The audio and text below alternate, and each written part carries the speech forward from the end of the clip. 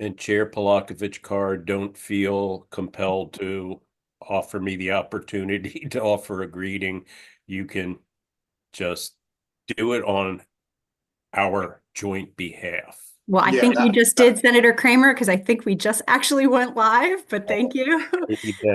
So good evening. Welcome to the second night of local and bi-county bill hearings for the Montgomery County State Delegation.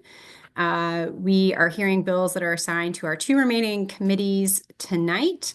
And first of all, just want to welcome all of our witnesses and the viewing public who are taking an interest in these bills. All of the legislation that we are looking at tonight are posted on our delegation's website, montgomerycountydelegation.com. As I announced last week, we are continuing that transition of leadership within our local committees in the House delegation. And I do want to take a moment to acknowledge our outgoing chairs and vice chairs and our new chairs and vice chairs within the Economic Development Committee and the Education, Elections, and Housing Committee. So for Economic Development, we were very grateful to have Delegate Lily Chee as chair of that committee for the last 4 years, and Delegate Pam Queen is the vice chair of this last session, and very much want to thank them for their service there. And for elections, education, elections, and housing, Delegate Charlotte Crutchfield and Delegate Lorg Charkoudian did a great job, respectively, as chair and vice chair this past session, and very much appreciate my colleagues, several of them stepping into new roles this last session, and appreciate all of their hard work on behalf of the delegation. So for this session and going forward, our new chair for economic development is Delegate Linda Foley and Vice Chair Greg Wims, and we welcome them to those roles. And for education, elections, and housing, our new chair is Delegate Natalie Ziegler and Vice Chair Aaron Kaufman, and we welcome them as well, and looking forward to working with all of you in your new roles. So just an announcement before we get started, and I turn it over to Delegate Foley to preside over the bill hearings for the bills that are assigned to economic development. A heads up that MC 18-25, the bill hearing is postponed. We're going to take that up at our first delegation meeting during session. So that's MC 18-25. A couple of housekeeping notes for all of our witnesses. A heads up, if you're watching this on the YouTube live stream, we'll let you into the Zoom room when it gets closer to when your bill is going to be called. Please make sure you stay muted until it is your time to testify. And then do know that we'll have an opportunity for members of the delegation to ask questions of witnesses at the end of each panel. So please, if you're testifying, stick around for that. But after you're finished testifying, you can leave the Zoom room. Please do leave the Zoom room, and then you can continue watching the hearings if you wish on our live stream on YouTube. Heads up in terms of time limits, our bill sponsors have unlimited time, but we do ask that people be judicious with that. We do have, I believe, one local elected official who's testifying tonight who will have 5 minutes. There are select government organizations where their representatives have 3 minutes and everyone else has 2 minutes. In terms of our timer tonight, unfortunately, we're having a little bit of technical difficulties, so there won't be a visual timer on the screen, but you will hear a sound play, a little melody play when your time is up. And the chair will remind people to wrap up at that point. So with that, I will turn it over to Chair Foley to call up our first bill. Thank you, Madam Chair. Good evening, everyone, and thank you for being here tonight.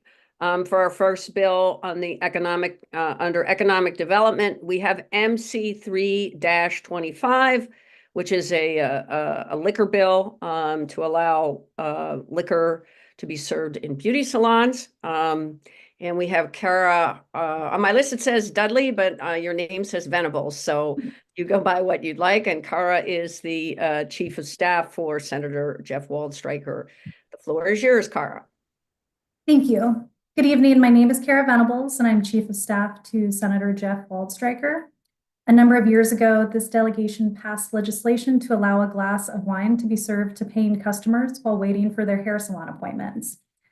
The legislation was led by the District 16 delegation based on a request by Dry Bar, a chain that was opening in Bethesda. Dry Bar's business model includes providing a glass of champagne while customers await their appointment. That legislation passed without controversy, and salons like Dry Bar have utilized the law without issue. Dry Bar is a chain primarily geared towards women, and now chains primarily geared towards men have adapted a similar model. They seek to offer a beer or a spirit to paying customers while they await their appointment. The local legislation in front of you does just that. We previously allowed 5 ounces of wine to be served at salons. The bill simply allows the mathematical equivalent of beer or spirits. Nothing else changes. The person receiving the alcohol must be a paying customer, and only 1 glass is allowed. Montgomery County's alcohol beverage service does not support or oppose specific pieces of legislation, but we worked closely with Kathy Durbin from that agency in drafting this narrow addition. A quick note, since drafting this legislation, we've learned that some of these establishments operate under a salon license and some under a barber's license. We drafted this to the salon license, but we may need a minor amendment to include a barber's license. On behalf of Senator Waldstreicher, I ask for a favorable report. Thank you. There are no witnesses on schedule to appear. Are there any questions from my colleagues? And I'm going to ask that you use the raise hand function because I can't see everybody on one screen. Okay, and if you raise your hand, you'll move up to the top of my my queue. So does anybody have any questions for Cara? All right, thank you very much. The next bill, I assume, Madam Chair, that Delegate Valderrama has not arrived yet. Is that correct? That's right. Let's go ahead to the delegate bill. Okay. Our next bill is MCPG 107-25, and it is a joint bill with the Prince George's County, and the sponsor is Delegate Moon. Delegate Moon, take it away. Good evening, everybody. MCPG 107-25 is a bi-county bill. For those who were around 7 or 8 years ago, you may recall we touched this subject matter back then. Basically, Montgomery and Prince George's both operate programs that are codified in state law where they waive water and sewer hookup fees for certain projects. And primarily it's affordable housing, but the state law actually lists a number of categories where these fees are waived, revitalization projects, and the like. The amount of the waiver can be up to $80,000, and this is all charged on a per faucet, per toilet, per fixture basis when you have a new development project coming online. And so 7 or 8 years ago, we, the Assembly, from a local bill I introduced, added childcare facilities to the law so that you could take $80,000 off the build out of affordable housing, senior centers, revitalization, and childcare. So we added childcare in 7 years ago. And as I occasionally do, I nerd out and have my office look years later to see how bills we passed are doing. And it appeared that no child care centers were getting this fee waiver. So we set out to understand why, and that's what this bill is. There are any number of process problems we realized were going on. For affordable housing, the application for this fee waiver is automated. The people who deal with licensing housing in the county are aware of the fee waiver, and they make sure to connect the applicants with the opportunity to save $80,000. But it is not an automated process with childcare facilities. We're sort of relying on people to figure out that this exists and to apply on their own. There's no discussion of this childcare fee waiver anywhere on any of the websites discussing this program.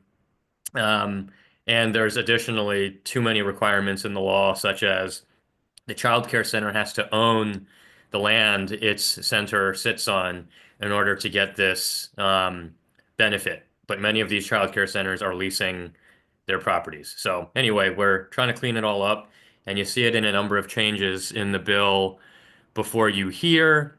WSSC and the various state and county licensing agencies are aware of this effort, and we are quietly working behind the scenes to try and put together something workable for everyone. So that's the bill. Happy to take any questions. Thank you, Delegate Moon. There are also no witnesses signed up to testify on this bill. Are there any questions for Delegate Moon? Please use the raise hand function if you have a question. Seeing none, thank you, Delegate Moon. And now I'm going.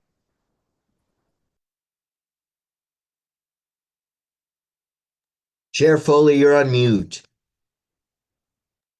Thank you. I hit the mute button by accident. Sorry about that. And now we will move to Delegate Shi, who is sponsoring MC 15-25, which is a bill to regarding to study development in Western Montgomery County. Delegate Shi. Thank you. Thank you, Delegate Foley. First of all, a big congratulations on your appointment as the chair of Economic Development Committee, which I was involved in for several years, had a great run with both Delegate Jared Solomon, first as my vice chair, then Delegate Pam Queen. Thank you. Good evening, everyone. I am Delegate Lily Chi here to present MC 1525, which will commission a study to evaluate the economic dynamic and potential of Montgomery County's agricultural reserve. I'm presenting this bill on behalf of the District 15 team, Senator Brian Feldman, and delegates Fraser Hidalgo and Foley, along with several other co-sponsors who are delegates Natalie Ziegler, Cha Wu, and Ann Kaiser, who all represent parts of Montgomery County's ag reserve. And of course, all of you are welcome to co-sponsor as well. This study builds on a Western Montgomery Economic Summit that we hosted just about a year ago, along with the state, county, and local business and community leaders. As we all know, Montgomery County's ag reserve is a unique and a vibrant asset for our state, region, and economy. While farming plays a major role in the ag reserve, there is much more to the ag reserve economy, including breweries and wineries, artisan shops, historical sites, and the recreational activities you won't find elsewhere. In addition, there are a growing number of exciting new opportunities like food innovation hubs to better leverage our ag reserve and build an ecosystem that can better integrate with the larger community and contribute to our collective goal of food innovation, environmental sustainability, and economic vitality. Unfortunately, we have a significant knowledge gap in what it is and what can be for our ag reserve economy. For example, what is the current business landscape and what makes the core of our ag reserve economy? Why do people visit the ag reserve? Where do they come from? And how do they interact with our local businesses, including wineries, breweries, farm-to-table restaurants, and many other small businesses of the region? And equally important, what are we missing out on? What could be new business and innovation opportunities to build an economic model that is sustainable and more integrated and connected with the larger community? For example, how can we better address food insecurity and climate challenges while supporting local businesses and farms through innovation and entrepreneurship? And how can we scale up success stories to encourage promising economic activities? For all of these reasons, MC 1525 will commission a long overdue study that will provide us with data-driven insights and the recommendations led by the Department of Commerce. This study will build on the past studies and take into account the changing landscape of our local communities. Just for your reference, the last economic analysis that somewhat resembles this study was done 12 years ago. First, that was a while back, and a lot has changed, right? We know, there are more wineries and breweries popping up across the ag reserve. And we all know for the past 4 years, White's Ferry has been shut down. And we all also know the county has put up something called the Cross Mines in Poolesville, which is the heart of the ag reserve community. And so that needs to be better branded and integrated with the local economy. And the second, that study was only limited to the Poolesville community. And this study would be for the whole ag reserve community in Montgomery County. So we've been having many good conversations with partner organizations who are ready to help with this study, which will benefit not just Western Montgomery and the ag reserve communities, of course, but also the whole region and the state of Maryland. These partners include the Montgomery County Planning Department, which is a treasure trove of wonderful data sets that are ready to be integrated into this study. The Montgomery County Economic Development Corporation, the president is here tonight, who will testify. Visit Montgomery, which is a county-funded tourism organization. They are actually launching a new study about tourism, but of course, this study is more than tourism. The town of Poolesville is a strong partner in that, and that we had conversations with the Department of Commerce, the Maryland Department of Commerce on this one as well. In addition, we think departments like a DHCD could be a viable partner in local chambers of commerce, as well as nonprofit partners like a Heritage Montgomery.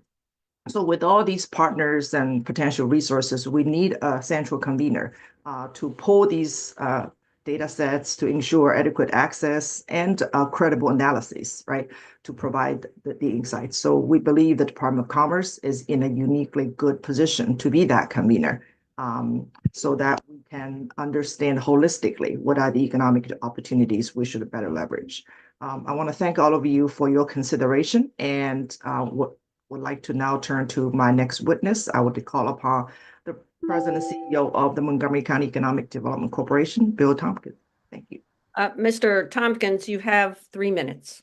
Good evening. I'm Bill Tompkins, President and CEO of the Montgomery County Economic Development Corporation, and I am speaking in support of Bill MC 1525.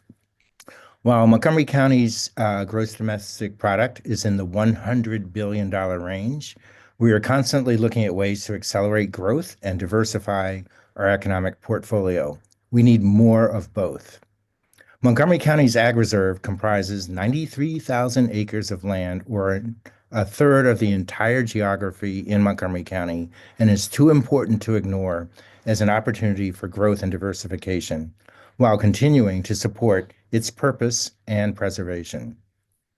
The Ag Reserve is an asset that MCEDC promotes and brands as one of the great reasons we're an incredible place to live, work, and play, and as a differentiator from what other counties in the DMV have to offer. We need to better support the Ag Reserve by further studying items, including and especially tourism, to provide more meaningful ways in which tourism within the Ag Reserve can, and does, by the way, contribute to the success of the Ag Reserve and to Montgomery County's economy. A more formal Commerce Department study evaluating the role visitors and tourists play in the Ag Reserve's vitality will also help us identify and solidify ways in which to unleash and support the marketing and economic value of the reserve. The Ag Reserve is part of the county's economic engine, yet we need to leverage additional ways in which to rev that engine for better economic horsepower, while simultaneously protecting it as a treasured asset. From an economic development perspective, I strongly support prioritizing MC 1525 in the upcoming legislative session. Thank you. Thank you, Mr. Tompkins. And I think Delegate Chi has one more person on her panel, Link Ho-Wing, who is representing the Fair Access Committee. Mr. Ho-Wing, the floor is yours. I am Link Ho-Wing, the chair of the Fair Access Committee for the Western County. The Western County includes about 60,000 acres, or about a sixth of the county's land, and about 60% of the Ag Reserve.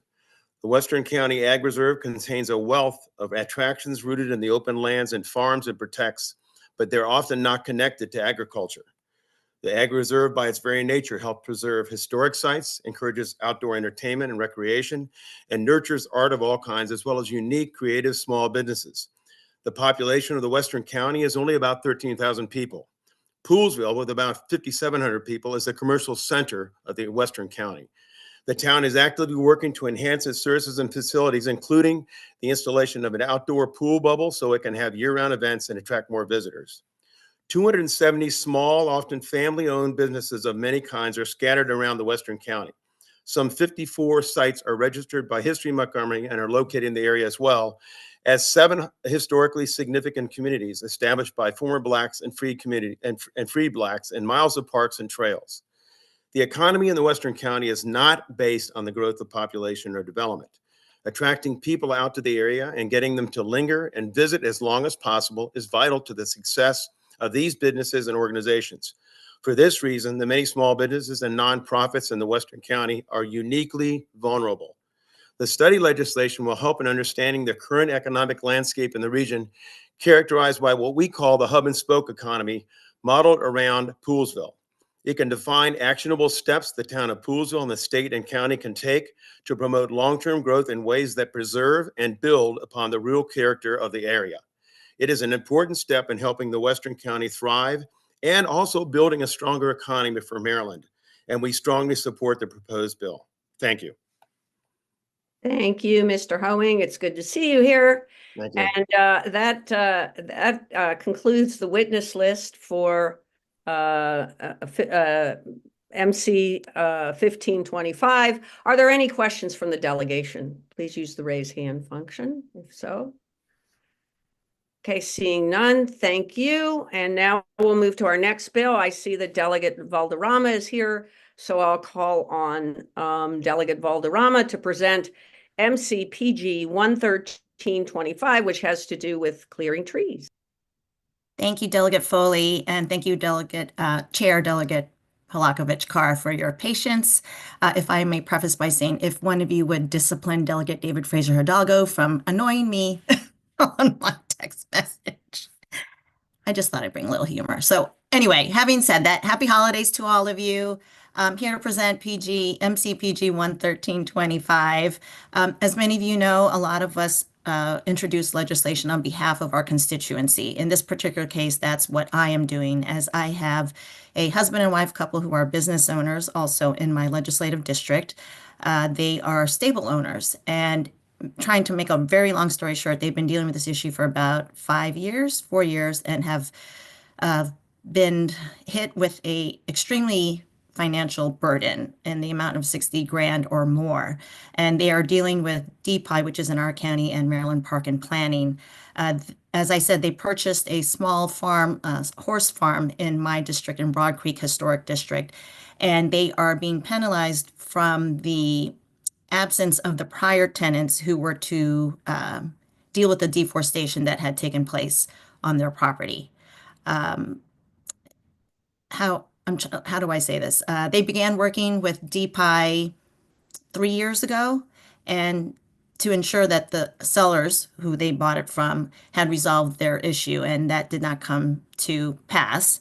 They had been informed on different occasions from Park and Planning and DPI on certain situations that was not accurate. So basically the final resolution, and again, I'm trying to make a very long testimony short here. It is my understanding that you all have received my constituents' testimony. I would highly encourage that you read it. It's a 1-pager, 1.5-pager, but it explains everything in detail. But basically, my constituents were made to replant nearly 3,000 trees, both on and off of property, and being penalized at the same time. They had to hire an attorney, they had to hire an engineer. Again, I said they spent up to an amount of 60,000 and more. And that's 6 to 7 years of a hassle to clean up someone else's issues.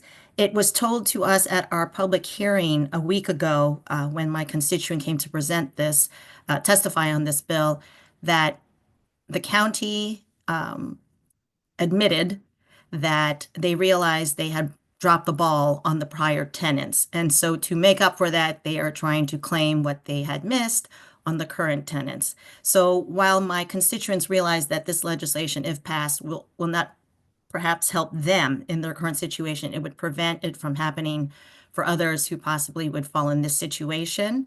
And so with that, I also want to add one last thing, is that I mentioned DPI and I mentioned Maryland Park and Planning, but it also has to involve the Chesapeake, the CBCA Commission. And so there's a lot going on there, but in the interest of time, I didn't want to read their whole testimony, but I do strongly encourage you to read it in its entirety. And my testimony here would make more sense after having read that. So I look for an honorable support for that. And Senator Kramer, I can see you look a little puzzled, but I'm happy to have a one-on-one conversation with you if you so choose. And here we go. He has a question. Thank you, Delegate Valderrama. And yes, we have no witnesses for this bill. And so I see Senator Kramer has his hand raised. Yeah, thank you for that, Madam Chair. And it's always a pleasure to see the good Delegate Valderrama visiting the Montgomery County delegation.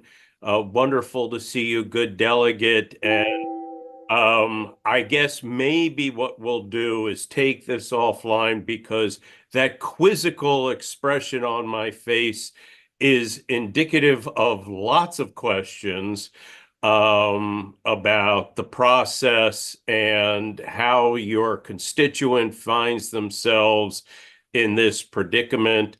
It does appear to be a red-headed Eskimo that we have a unique situation for a particular constituent, but maybe there is an appropriate resolution, and happy to discuss that with you when we're all in Annapolis together.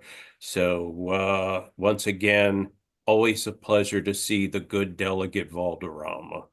Thank you, Senator Kramer. I will say that it was said at our public bill hearing by my colleagues in the Prince George's delegation, when there was full testimony by the constituent, that it was evident that a ball was dropped on the, not their, as their fault, but on the county and CBCA. So would be happy to have that conversation. And again, would strongly encourage the delegation here to please review that testimony. And as I said, everything I said would make better sense. I was just trying to cut time so that everyone can get to their evening. And thank you for that, good delegate. Thank you, Madam Chair. Thank you, Senator Kramer and Delegate Valderrama. Any other questions for Delegate Valderrama about this red Eskimo bill? Red-haired Eskimo bill. Seeing none, thank you, Delegate Valderrama, for joining us tonight. And we'll now. Delegate Foley, I think you accidentally muted yourself again. Man, I keep doing that. Sorry about that. I'm on a touchpad and I hit it with my hand. Thank you. I was thanking Delegate Valderrama for joining us tonight, and now we will move to Delegate Crutchfield for MC 525, which is a study on Emery Grove. And there are, I believe, Delegate Crutchfield, you have 3 witnesses on your panel. Am I correct? And then we have correct. Okay, then we have a witness to support with amendment. So Delegate Crutchfield, take it away. Thank you very much, Madam Chair. So I am delighted to actually now give testimony on MC 5-25. I am joined as the sponsor of this, but also I have some wonderful co-sponsors of this bill, including my District 19 delegation, which includes Senator Kramer, Delegate Cullison, Delegate Stewart, and also members of the Legislative Black Caucus from Montgomery County, which would include our chair, Delegate Wilkins, as well as Delegate Wims, Delegate Miracle North, and also Delegate Acevero. So I'm excited to present this bill. For the record, again, I'm Delegate Charlotte Crutchfield. I represent District 19, and in my district, there is a wonderful community called Emery Grove. It is not quite what it used to be. Emery Grove was a flourishing community, thriving for over 100 years.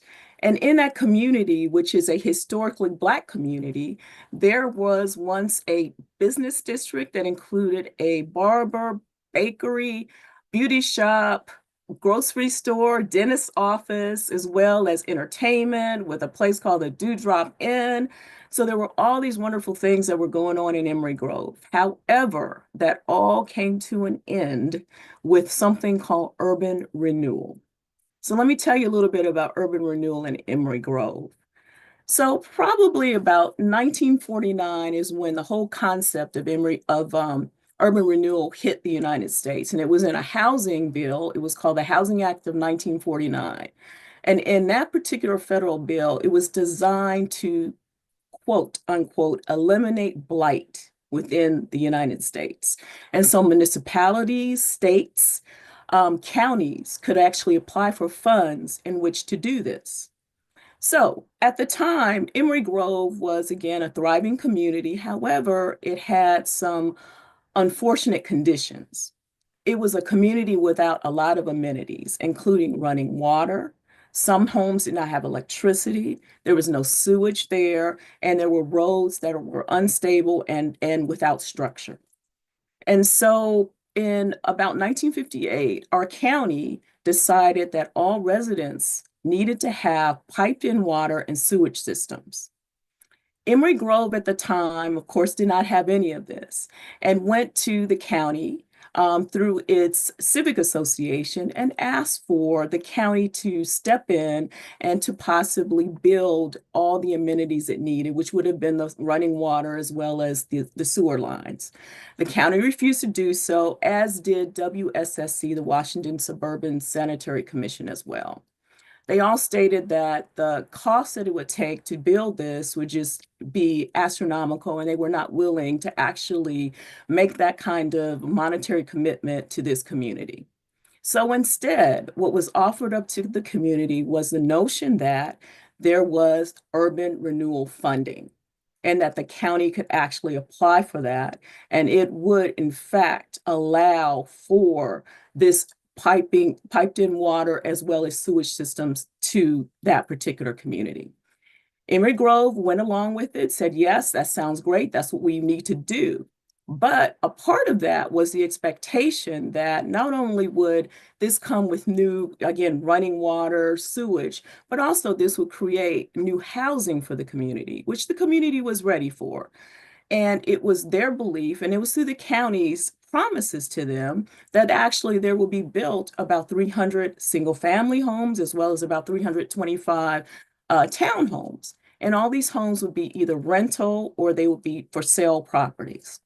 So as we went along and the county actually applied for urban renewal funds, Emory Grove was actually the very first county community that was designated for urban renewal funding, okay? So please understand, again, the very first.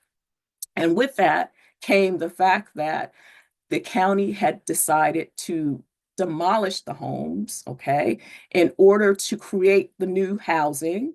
And that that would mean for Emory Grove, again, this new housing. But what instead really happened here was sort of a misguided fortune for Emory Grove. Even though Emory Grove believed strongly in what was going to happen, it did not actually happen like that. So the county went along and applied for the funds, got the funds, and actually what happened is the folks in Emory Grove were displaced, and this happened around the late 1960s. The actual very first tract of land that the county actually purchased was about 1970 from Emory Grove. And then from that point onward, the county began to demolish the homes and displace the residents of Emory Grove. Again, the residents of Emory Grove believed strongly in what the county said, which was, you're going to be displaced for a short period of time, you're going to come back, and you're going to be able to buy homes. So what actually happened was the homes that were built were actually subsidized housing, okay? So there were 4 communities of subsidized housing that was actually built, and it was built about 5 to 6 years later after the initial demolition of the community. Thereafter, approximately 2 to 4 years after that, which would be a total of 10 years later, there was actually housing that was built. And the housing that was built was housing that the community could actually purchase. But by this time, folks had been displaced. And by this time, 10 years later, when you're talking about buying property, which at one point you could have purchased for a lot less money, now this new property that they had or that was offered would have been double the price of the initial pricing that was given to them. So folks were displaced.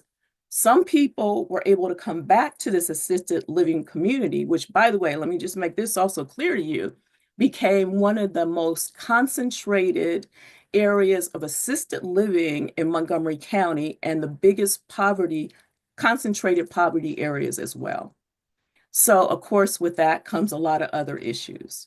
So that's kind of what happened to Emory Grove, okay? The thing that is now standing in Emery Grove, the one thing to remind us of what once was a community, because this was a very close-knit community made up of people that were relatives to each other, that constantly had that network, like I said, of community, and they could go and they could make purchases, they could do everything within their business district. So the only remaining thing right now in that community to remind us of what once was is the church there, because most of the original founders, most of the families, most of the descendants, even the original owners from the properties that were demolished back in the early 70s, late 60s, now actually still attend church there or have some descendant there. And that church is the Emery Grove United Methodist Church. And it is now celebrating 150 years. It was, again, the cornerstone of that community, and thank goodness it's still there. But that is what happened to Emery Grove. Emery Grove, again, was a thriving community. It is no more. This bill is about trying to go back and to review the processes, the procedures, actually understand what happened to the community. What happened with the displaced folks there? What are the remedies, if any, that we can take to try to make some kind of amends to what happened? This bill is probably I would say most likely all about hope for people. I know whenever I've gone to Emery Grove, this has been a question. People have this melancholy kind of attitude because they feel like they lost their community. And this bill, I think, will give them an opportunity to understand what exactly happened. So I hope that you will, my colleagues, give me a favorable report on this task force, because it is really important that we understand what happened, why it happened, and what steps can go forward next for us in trying to make some kind of amends and acknowledge the fact that Emery Grove, again, was the only decimated community in Montgomery County as a result of urban renewal. So you're going to hear from 3 different folks on my panel that represent Emery Grove in some kind of manner. You're going to hear from Reverend Warner, who is the pastor at Emery Grove United Methodist Church.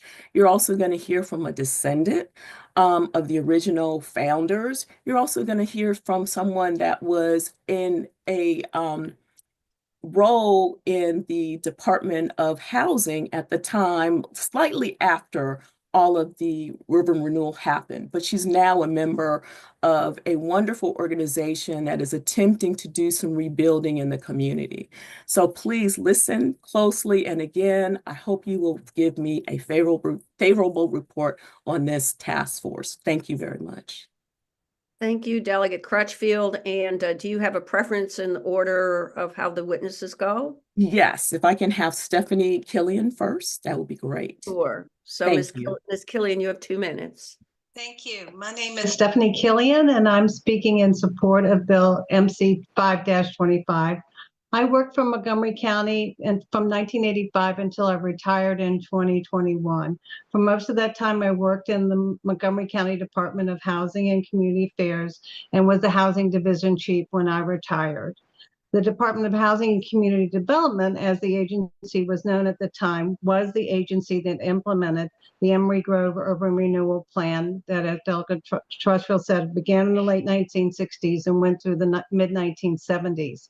By the time I came to the county a decade after that, it was already acknowledged that the Urban Renewal Plan in Emery Grove had been a failure. Everyone recognized that the county had taken a strong residential, mainly owner-occupied community and replaced it with hundreds of very low-income subsidized rental units. I became interested in Emery Grove in around 1988 when I was assigned the task of revisiting many of the neighborhoods that had been identified in a comprehensive study that was done in the 1960s of blighted areas. The Emery Grove I visited in 1988 was not the thriving residential community it had once been. Instead, it was an area with very low income subsidized housing, drug activity, and significant crime levels. Over the years and recently, I've conducted a lot of research about Emery Grove. I've learned in my research that Emery Grove is the only instance where Montgomery County used urban renewal in a residential neighborhood to undertake the wholesale demolition of an owner-occupied community. In other neighborhoods where government action was taken, substandard homes were renovated through county housing programs or replaced through the county's home replacement program, or other efforts were taken where most of the community was able to stay. I'm pleased to be on the Heritage Emery Grove Board of Directors, and I support this bill. Thank you. Thank you, Ms. Killian. We'll go next to Carolyn Taylor. Is that? Can we go with Sure. my apologies, Madam Chair. May I speak? Sure, of course. Go ahead. I'm sorry. Yes, can we go with Reverend Warner, please, next? Sure, Reverend Thank you. Warner, the floor is yours for 2 minutes. Thank you, Delegate, and good evening, delegates. My name is Reverend Tim Warner, and I've proudly served the Emery Grove United Methodist Church's congregation as its senior pastor for the last 11 years. Pleased to speak on behalf of our entire church in enthusiastic support of MC 5-25. I do so because of the lasting impact that the trauma of urban renewal has had not only on the town, but on the people who live there, multiple generations of their offspring, and even now on the new Americans who have come from every corner of the globe to call Emery Grove home. After spending 11 years doing the delicate work, after spending years doing the delicate work of relationship building, after I arrived at the church 11 years ago, I held a visioning retreat with leaders where we struck at the core of what I describe as a malaise that had fallen over the congregation, that had caused it to have fallen into disrepair, organizational strife, and steadily declining membership. The people of the church, substantially comprised of up to 5 generations of its founding families of the town, were mourning the destruction of the community their forebears who were former slaves had built, lived in, and thrived in, caused by urban renewal. In their narrative, they had been told by the government that the houses they owned were substandard, and that if they sold their land to the government would construct better houses that they would be able to purchase. So they sold their homes and land for pennies on the dollar to the government, and instead of houses that they could afford to buy, they got priced out of purchasing the homes that were eventually built, and received instead lots of Section 8 multifamily dwellings that they could rent, a new recreation center, and a pool. Physical community they had built largely with their own hands, the businesses they had created against all odds, and the life that they had lived together were all destroyed. And for generations now, the community has been left to live out a traumatic narrative caused by intentional concentration of poverty where the community used to be. To be clear, there was first the trauma of slavery, then Montgomery County's version of Jim Crow, then urban renewal. This is a repeated pattern of trauma across generations of people, and the result had been the slow death of the community. Reverend, I'm going to have to ask you, can you wrap up your remarks? Yes, of course.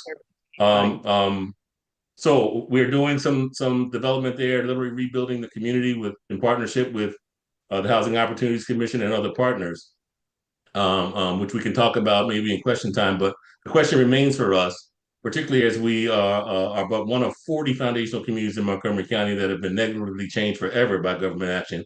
What really happened policy-wise during the period of urban renewal? Who benefited, who didn't, and why? So we applaud Delegate Crutchfield for seeking answers to those key questions through MC 5-25 and for asking ourselves as a community, what can we do to fix this horrendous problem? Thank you. Thank you, Reverend Warner, very much for your remarks. And now, Carolyn Taylor. You have 2 minutes, Ms. Taylor.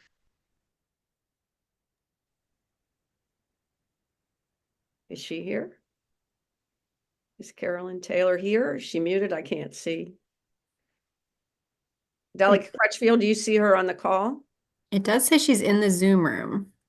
Okay. Okay, I've got it. Can you hear me now? Yes, we can hear you. Okay. Ms. Taylor, you have 2 minutes for your remarks.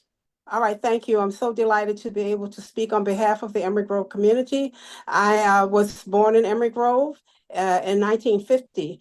And actually, what has not been said is that the whole community that was placed all the way down Emery Grove Road from Route 124 to Goshen Road the community that was built by urban renewal to replace those houses was actually outside of that area. And what exists in the original Emery Grove now are single family homes that are really outpriced. It's an international community. It's a strong and thriving community, but no one from the original Emery Grove lives there except one family. I would like to say that we did have running water and electricity when I was coming up. And by the time that that urban renewal came through, very few people were still living without running water. But the community was a thriving community where people supported each other, was a family unit. The church bound us all together, but the people by the thousands came to what was known as camp meeting in the community. Emery Grove was a premier community for people to gather, and people gathered from the north and the south for over 100 years, with thousands of people coming together. The strong leadership of the men and women in Emery Grove drew these people there for educational purposes, for recreational purposes, for spiritual worship. And the community really was a very strong influence. And there are many people today who will tell you that they remember their days of Emery Grove. The original descendants who are left, we are left with a sense of heartbreak and devastation that the people that we knew and loved, were so close to, are no longer bound together. But Emery Grove, what I always say, is a place of the heart. And we visit that place often to remember the fellowship and the love and the nurturing, where people took other people's children into their homes. And so I just like to say that I hope that we can find out what happened, and that people can be remembered for what Emery Grove was and what it meant to Montgomery County. Thank you, Ms. Taylor, Thank for you. your heartfelt testimony. Thank you very much. So before we move, we have one final witness that's supporting with amendment. Before we move to that, I'm going to ask the delegation if there are any questions for the sponsor, Delegate Crutchfield, or her panel. And I see Delegate Kaiser has her hand raised. Delegate Kaiser. Thank you, Madam Chair. My question just for Delegate Crutchfield. I mean, I know Park and Planning is testifying, but did the county government have anything to say on this issue? I may have missed you saying that. No, other than the county executive is supportive of the bill, and Park and Planning, with amendments, we definitely support their amendment, which is to be included into the task force. Thank you. Any other questions for Delegate Crutchfield or her panel before we move to Jordan Balcom Colbert from Park and Planning?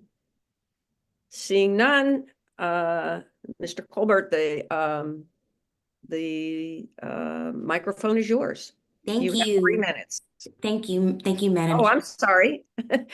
It's okay. It happens all the time. It's okay.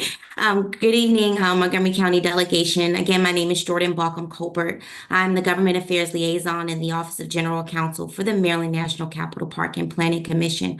Our board has voted to support this bill, the Task Force on Displacement of Residents of Emery Grove, with friendly amendments. And we have also submitted written testimony for the record. Montgomery Planning's equity agenda for planning is an ongoing commitment to systemically dismantle institutional and structural racism that exists and has long influenced planning and zoning processes to prevent that influence in the future. We are committed to confronting the legacy of racism and its ongoing effects and using this equity lens in all of our plans, policies, practices, and other work, including to ensure that staff understand and practice social justice in their hiring practices and work to dismantle their own internalized biases. For these reasons, we are seeking a friendly amendment to include the Montgomery County Planning Board Chair or their designee to the task force, which would afford the Montgomery Planning Department the opportunity to provide historical land use expertise, equity considerations, and data analysis. Again, my name is Jordan Balcom Colbert, and we hope that the delegation takes this testimony into consideration and offer a favorable vote with proposed amendments. Thank you.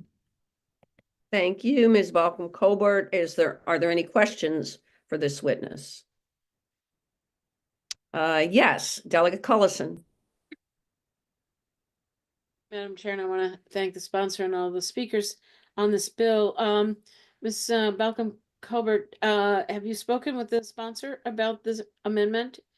Yes, I have. We've spoken in meeting and conference a few times, and we've also joined her earlier this afternoon for a walk in Emery Grove community alongside our directors and deputy directors. So yes.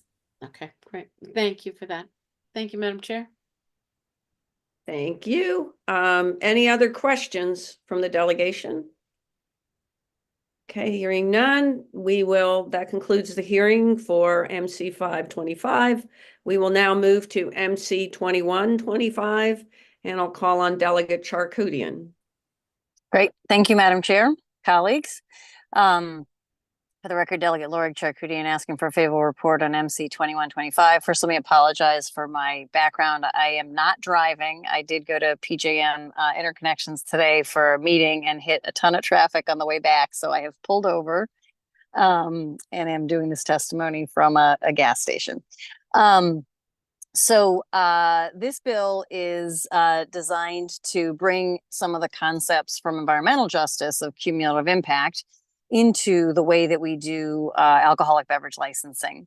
One of the challenges is that while the Alcoholic Beverage Licensing Commission has the board has the ability to consider health and safety issues associated with licenses, most of the way that the statute is written right now is that they are focused on considering the health and safety implications of the particular license that is in front of them.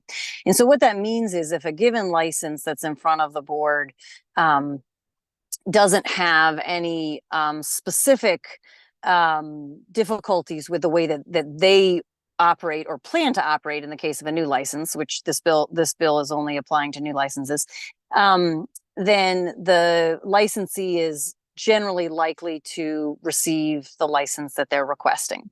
But what that means for many communities, especially for several communities in my district, is that you may have a community where you have 5, 6, 7 licenses all within a couple blocks of each other.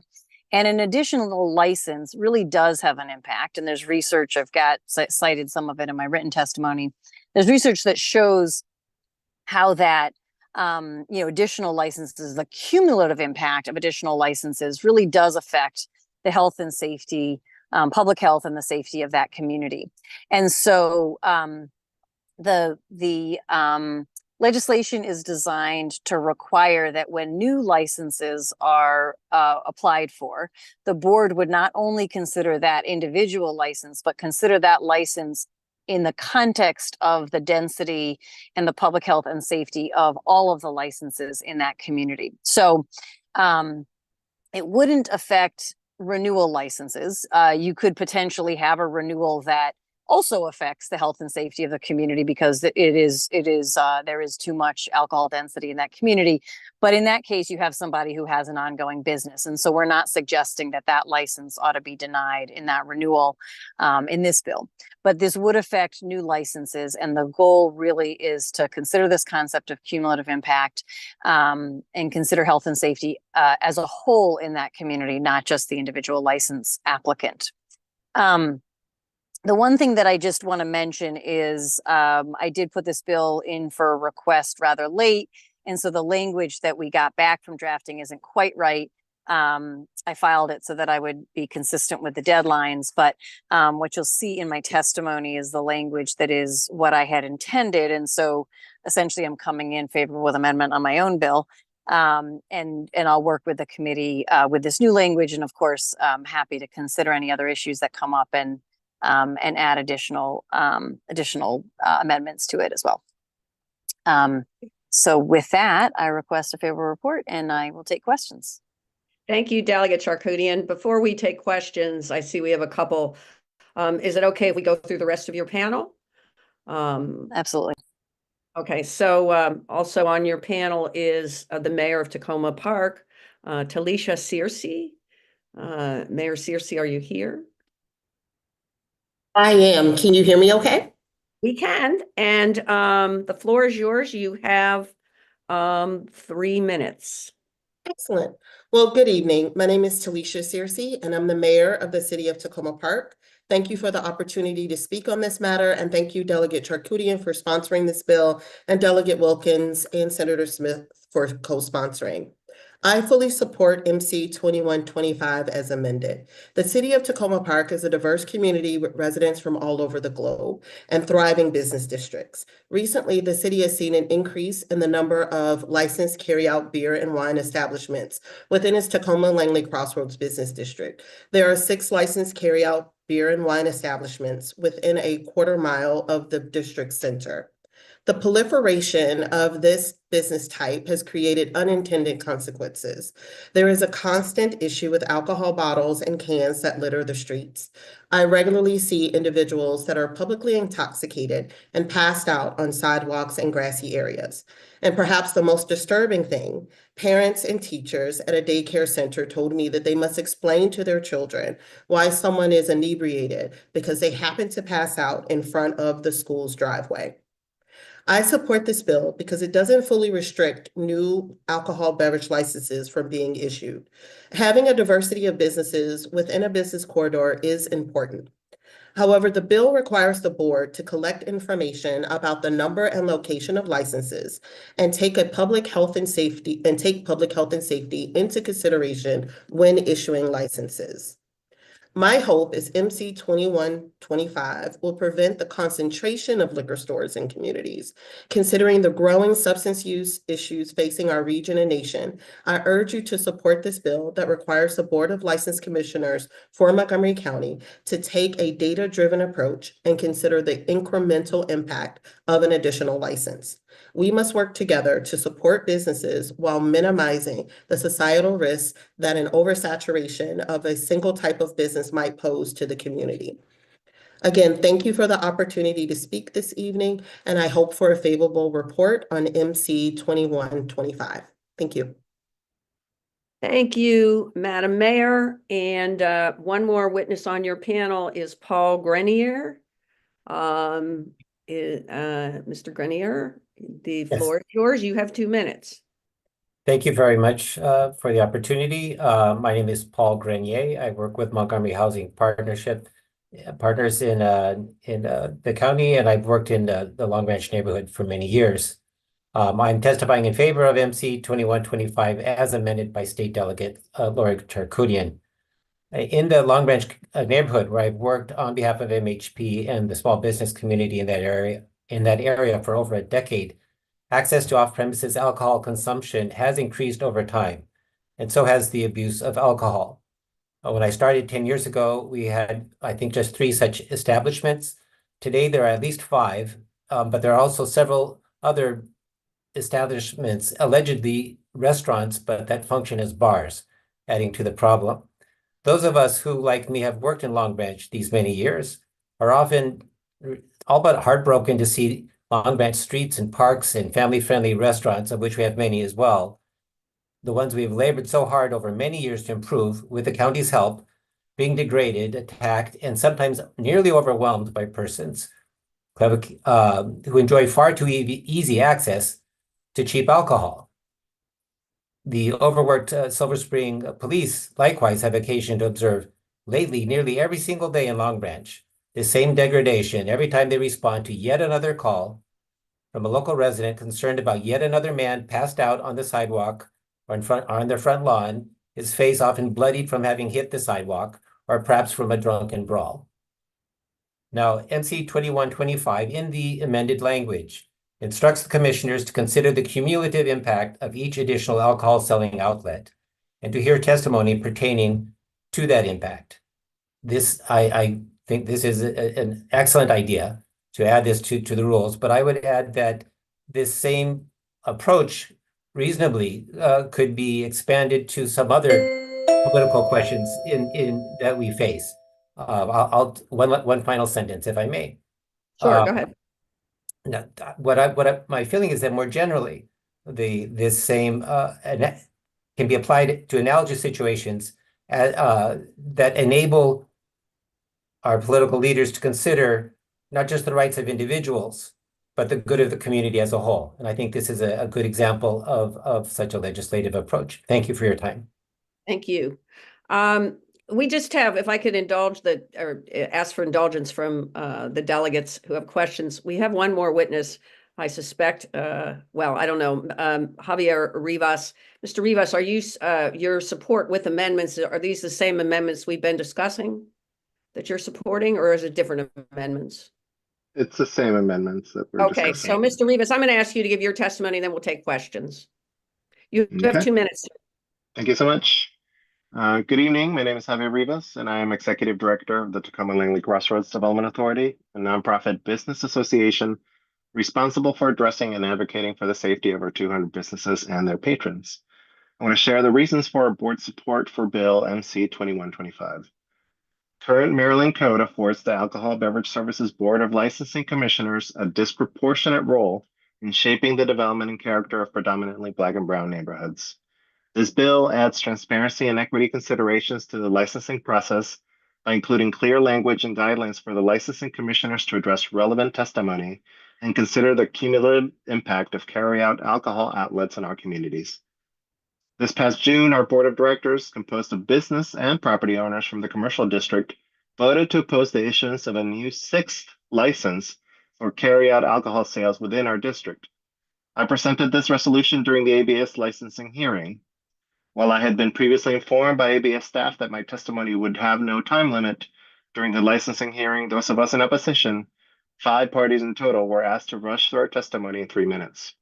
The hearing continued a month later, and again, the board chair limited our testimony. This prevented the presentation of critical and relevant local crime data on alcohol-related crimes and peer-reviewed studies demonstrating the correlation of carry-out alcohol outlet density and violent crime. The licensure commissioners, citing time constraints, also excluded other neighbors and community members from sharing their testimony in opposition. We understand that an applicant for the sale of a controlled substance has every legal right to hire lobbyists and to benefit from their existing relationships with ABS commissioners and staff. To afford a fair and equitable process, however, place-based organizations and neighbors should have assurances that their direct experience and knowledge of neighborhood conditions will be fully considered, just as much as paid expertise and legal representation. I urge your favorable report for Bill MC 2125, ensuring that the ABS licensing commissioners have clear guidelines to address the cumulative impact of carry-out alcohol outlets on the health and safety of our communities. Thank you. Thank you, Mr. Rivas. All right. I think that is all the witnesses we have on this bill. Now I'll go to questions. Delegate Kaiser. Thank you, Madam Chair. I have a 3-part question for Delegate Charkoudian that they're all related, so ask relatively quickly. I'm trying to understand what, if any, process currently exists related to this in the county, and if not, do you know of other places that do this, or are you offering any guidance on the implementation? Yeah. So I think if you read the statute now, it you can see where a board could try to look at this question of density. There's some language that sort of gets at this question of like, is an additional license sort of needed, more or less. But it doesn't explicitly say, and there is health and there is safety.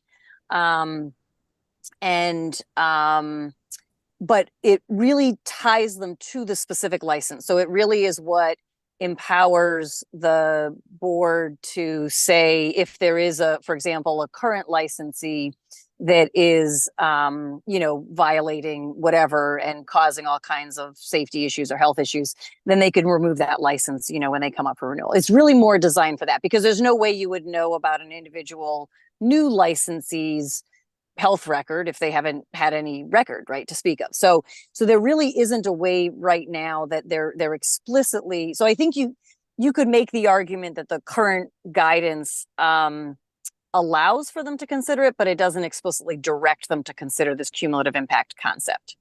Sorry, I was going to talk about other districts. Did you want to follow up on that? No, I guess we'll have more chance in the work sessions. But my other question, and thank you, Madam Chair, also real quick. I appreciate what you're going for here and what your concerns are, but might someone see it as an attempt to just neighbors don't wanting the competition 3 doors away, a block away? How do you address that? Well, I think that it should be a data-driven process. And so you really are looking at, it's not, I mean, other jurisdictions have, in fact, I think Howard County, I think Baltimore City's got some stuff sort of along these lines. But there are places where the proposal is sort of actually just look at density and just consider density, period. And so it's not necessarily health safety data that you're driven towards, but they're going after this same issue, but they're looking at density in general. But I think that the fact is that if you were to take, if you look at overall research, public health research, it connects this concept of density and public health outcomes. And then you can look at communities that have those very public health outcomes and say, we're seeing this density and these outcomes in our community. So we're going to make the case based on research and data that we don't need more in this community. And I think that's different from saying, from a business case, I don't want the competition. And so I think you can still make it very much a public health data driven, public safety data driven sort of conversation, as opposed to just a protectionist conversation. And that's really what this is driving towards. And so if there's specific, like if you have a concern about a protectionist move, we can talk about tightening up the language further, but the idea is really to have this public health and safety sort of lens on this. Good. Delegate Kaiser, are you good? Okay. Thank you. Delegate Kaufman. Thank you, Delegate Charkoudian. Your bills are always so thoughtful. I just have a couple questions.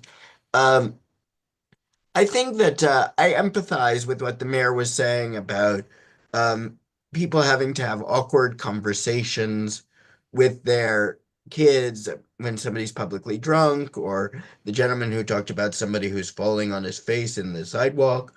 But we both know that alcoholism is a disease.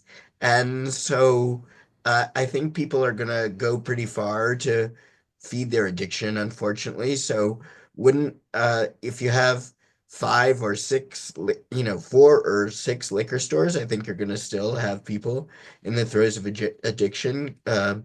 And so I'm just wondering, wouldn't it be a little bit better? I mean, I like your bill. I'm very likely to support it, but to put more money into funding for addiction and sobriety programs, because people are still going to, even if they have to go farther to get their drink, they're going to drink.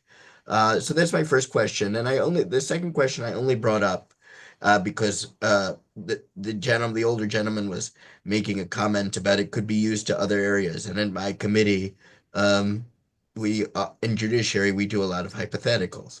So I understand where you're going from here, but hypothetically, are you at all worried about the slippery slope once we've started this about, well, pastries aren't very good for you and a lot of Americans are obese, so we're going to limit the number of bakeries. So are you worried about the precedent that we would be setting? Before you answer, I want to ask a clarification based on what Delegate Kaufman asked. This is not liquor stores, is it? It's carry out liquor stores. Yeah. It is carry out liquor stores. Okay. It's a carry out license. It's the, okay. yeah. So okay. Go It's ahead. not a serving. Go ahead. Well, let me start by saying, as a huge fan of baked goods, I certainly hope that this doesn't lead to any curtailment of bakeries. I'm not really worried about that. I think that we regulate alcohol in a very different way than we regulate, alcohol and cannabis in a very different way than we regulate everything else. So I don't think that that's the direction that it's going to go in. But I will fight for baked goods on every corner if I need to. But in terms of your first question, I do absolutely agree that addiction is a very complicated issue. And I am fully in support of treatment on demand. And I think we absolutely should be working towards that. We're not even close to that, but we should be working towards that as a policy body. But the fact of the matter is, from a data-driven perspective, the public health research does point to the fact that the density of alcohol establishments within a community does contribute to a number of these negative public health outcomes. So while the lack of access alone or limited access alone is not going to solve the problems of alcoholism, because we do need all of these other things in place as well, we do have public health researchers who have made this connection between the density and public health outcomes. And so I think we can't ignore that, and we have to make that a tool in the toolbox while we continue to work to address all of the other things that lead to alcoholism in our communities. Can you send me the studies you were referring to, Delegate? There's there's one that's actually referenced. The link is in, two of the links are in my testimony. I think that I came across another that I didn't end up putting in the testimony, but there's two that you can find right from the testimony itself. All The right, links thank are you at the very bottom. much. Thank you. Delegate Moon. Thank you, Madam Chair. I want to echo, I guess, both Delegate Kaiser and Delegate Kaufman's questions, and I guess support for the general proposition of health. But I guess if we are to undertake this kind of a policy, I would definitely follow along Delegate Kaiser's questions and want to make absolutely certain that we cover our bases, that we're not somehow engaging in incumbent protection, choosing winners and losers between businesses. And so you don't have to answer this here, but I guess the types of things I'd like to see factored into this are some accounting for the cross-jurisdiction differences between, the areas we're talking about specifically are our border areas. They're between DC, Prince George's, and Montgomery. And in Montgomery, we have much more tighter control generally of liquor distribution to begin with. So I guess I'd want to see some accounting for how we deal with Montgomery having ABC county-run liquor distribution and very tight beer and wine sales for groceries and things of that nature, how we work that in. Because one way of addressing this could also be, well, sure, there are certainly a density problem over here. You guys in Prince George's should have your businesses, shut down the licenses. And I guess this cross-jurisdiction issue is one that sort of jumps out at me as how we find some way to harmonize what the three jurisdictions are doing to come up with something workable. I'd hate to be in a position where it's our businesses in Montgomery that are denied licenses, but say across the border in another area, you have those businesses and renters able to do that. And just the backdrop too is I would also want to see something more of an objective ceiling or floor here. I assume you're going to be able to correlate density of licenses to poor health outcomes. But I guess we'll need something a little bit more than that, I think, in the bill to sort of indicate what the threshold of concern is.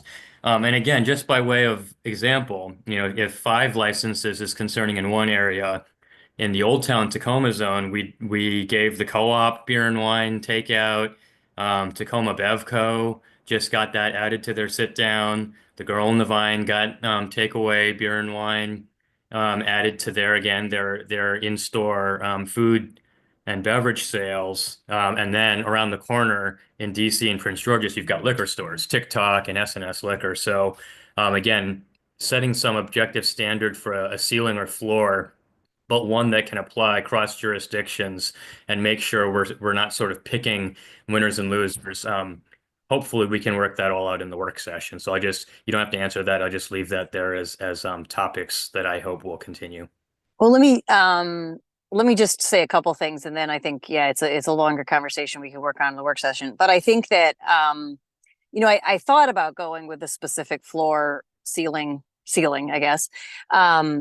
And I didn't go with that because I do think it's context specific. I think that the whole point of the way that the liquor board works is that it's context specific, and it considers every single license uniquely for that context. And so and for the neighborhood, for what that particular applicant plan is, right? And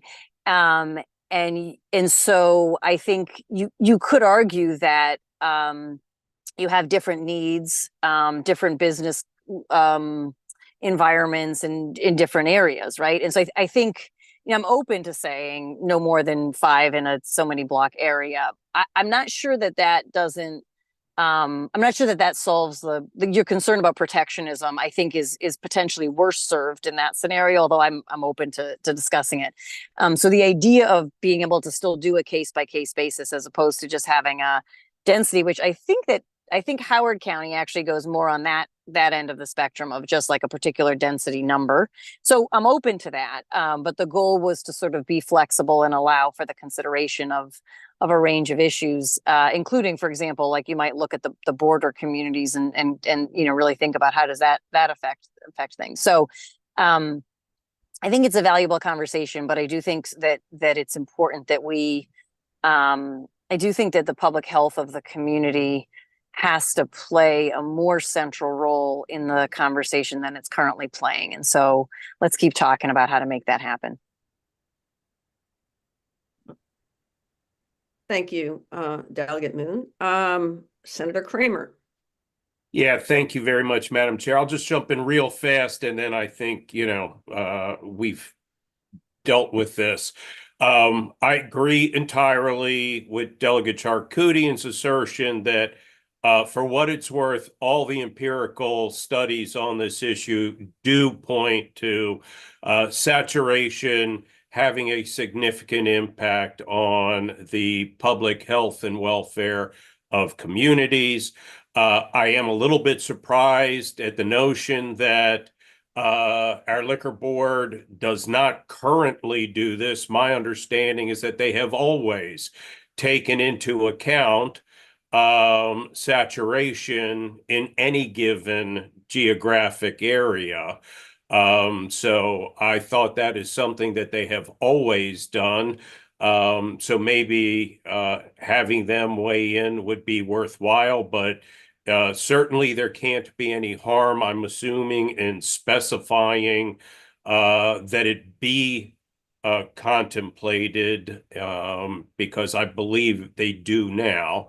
And then finally, I will share with all of you that within the industry, I guarantee you at hearings for new licenses, you will always have competitors showing up at the hearings to oppose a new licensee because, yeah, they're going to look to protect their territory.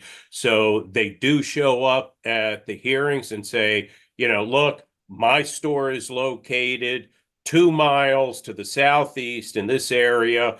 You should not approve another licensee because that will have a disproportionate impact on my store. So that exists right now. We're not going to be creating anything new with the notion of one store competing with another, choosing winners and losers. That's the process at the moment. So with that, I'll shut up. So, but I agree with. You just probably want to, Senator, you probably just want to add, isn't that so? And it is so. Thank you, Madam Chair. Thank you. And not to prolong this anymore, but I do have one question for Delegate Charkoudian. So given that the governor is talking about adding grocery stores into this mix, I wonder if you've given any thought to that and how that would fit into your calculation here. Yeah, well, thanks for that. So without getting into that particular bill, I think that's part of the conversation. So if you have a grocery store applying, is that different than if you have a standalone liquor store applying, right? And so again, we're coming back to looking at cumulative impact and this particular licensee. I mean, I think that's the idea of why it's not just 5 in this neighborhood or whatever the number might be. So I think that it could be that the board would say, in general, the density is pretty high, but if it's coming with groceries as well, that changes what it is. Or they might say, no, liquor's liquor and you have more liquor. And so you got more problems. So I think that is the conversation that you're trying to support to have happen. And I just would say that I think that right now there's very much a conversation about like it's my sense that the conversation about density is more about the business environment than it is about the public health environment. And so I think there is conversation about it right now. And certainly competitors do show up. And what I'm trying to drive into this and the responsibility I'm trying to give to the liquor board is you have to think about the public health and public safety piece of the cumulative impact of this additional license. And I think and that is not required. So it could be included because there is a open-ended and anything else they decide to consider. But I'm trying to force that to have to be part of the record that is discussed and decided on. Thank you. Are there any other questions for Delegate Charkoudian or her panel? All right, seeing none, I think that concludes the hearing on MC 21-25. And Madam Chair, I believe that concludes tonight's hearings for the Economic Development Committee, noting again that we will be taking up MC 1825 at a later date. Thank you very much. Thank you, Chair Foley. And actually, before we turn to our next committee, Delegate Crutchfield just had one very quick addendum to her testimony. Yes, thank you very much, Madam Chair. I just wanted to add that we have one other co-sponsor, and unfortunately it was my oversight, and that is Delegate Pam Queen, who is a co-sponsor of MC 5-25. Thank you. Thank you, Delegate Crutchfield, for correcting the record there. So next, we will turn to our bills assigned to the Education, Elections, and Housing Committee, and I will turn it over to Chair Ziegler. Thank you very much, Madam Chair. And thanks to everyone who is joining us. Pardon my frog in my throat. We're going to begin with MC 1325, Delegate Fraser Hidalgo. Thank you, Madam Chair. Thank you, colleagues, for spending the evening. I'm here to introduce Montgomery County Local Bill 1325. You all have seen the title of the bill. So I will just kind of get right into it. Look, we have a problem in our public school system of rampant cell phone use, both in the schools, in the classrooms, and we have a situation where teachers are having trouble teaching because students are on their cell phones. We're having a problem where students are using their cell phones to film fights, very, very violent fights, and they're then posting those fights on Instagram and other channels for other students to see. And when I was growing up, as many of you, there were no cell phones. And if you had an issue or there was an emergency of some kind or a parent needed to get a hold of you, they simply called the school and then they contacted you in the classroom. And now we have a situation where the cell phones in some cases have been beneficial, but lately I think they've proven to be extraordinarily detrimental. They've been detrimental to students being able to learn. They've been detrimental to teachers being able to teach our students. And they've been detrimental in a lot of bullying and a lot of texting that just really has nothing to do with an education. So now what we see are teachers to some degree leaving the school system, going to other jurisdictions, and or just leaving teaching altogether for a variety of reasons. And this is one of those reasons. So there was a recent Pew poll that came to the conclusion that 72% of teachers believe that cell phones in classrooms actually hinder their ability to teach. And I already mentioned the fighting aspect of it. I cannot tell you how many fights that I have seen on, in many cases, the same fight from 3 or 4 different camera angles. Like, it's amazing to see the same fight from 3 or 4 different perspectives. This is just not acceptable. Smartphones came around in 2007. It's now 2024. I think to some degree we kind of let things go because of the pandemic. And now I think that it is time that we as a society, when we think about our kids, we have to come up with a policy for cell phone use. And what is the policy that we have now is not effective. So what this bill simply does is it says that Montgomery County Public Schools must come up with a policy to deal with cell phone use and keep cell phones out of the classrooms. As you can see in the bill, there are exemptions for this, for example, IEPs or public or health related issues, but for the most part, they need to keep them out of the classrooms. You will also know that there's going to be, I have a statewide bill to do the same thing. There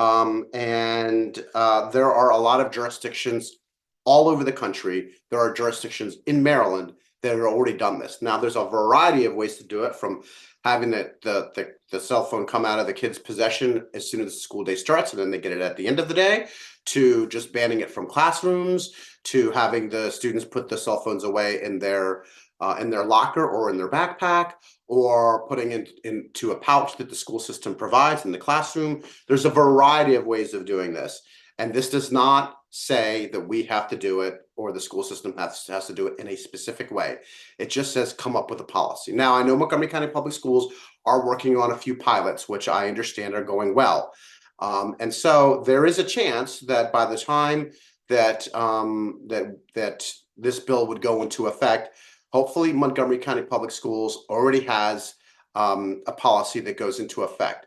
I want to make sure that the delegation knows that it is incredibly important to me that this policy actually be effective, because I know there are some pilot programs in the county which seem to be going well, and I know that there is an ability for most school teachers to do something, but there's no uniformity, and that uniformity makes it very uncomfortable for school teachers to say, hey, put away your phone. Hey, stop looking at your Apple Watch. Put your AirPods away. They put their AirPods in, they put their phone away, they've got their AirPods in. Students listen to music, they listen to video, they do whatever they want to do.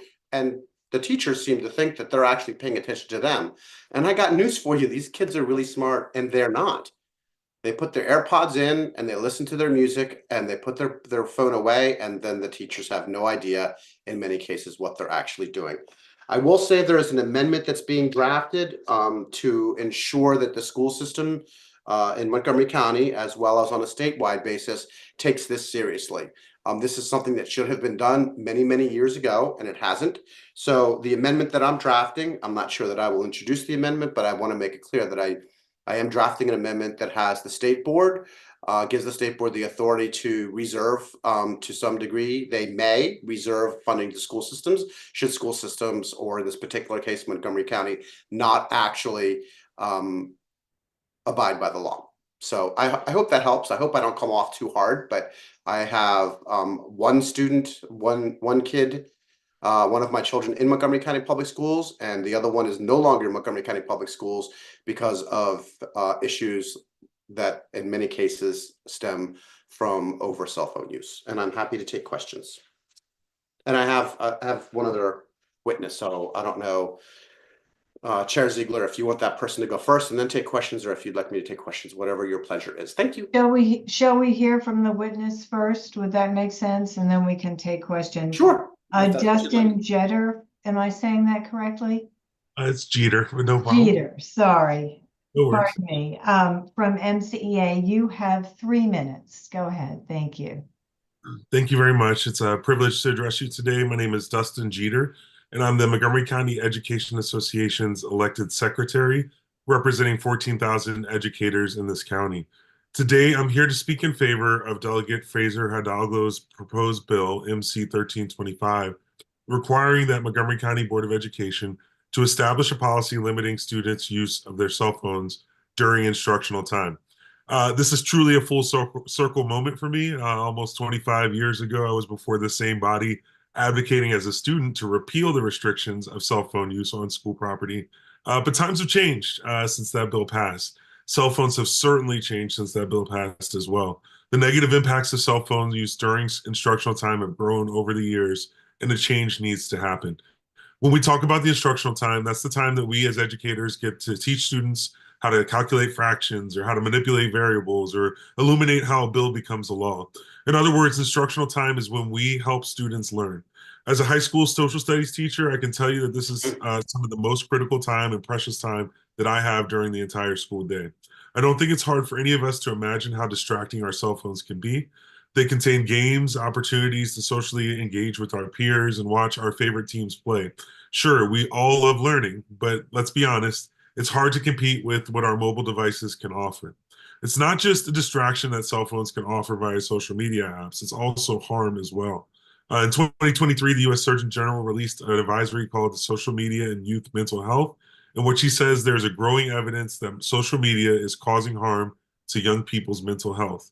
And in June of 2024, Dr. Murthy called for Surgeon General's warning label on social media platforms, which should require an act of Congress to implement. Even if some may dispute these potential harms, I think we can all agree that we don't need to risk our kids' mental health and provide additional distractions to learning at schools.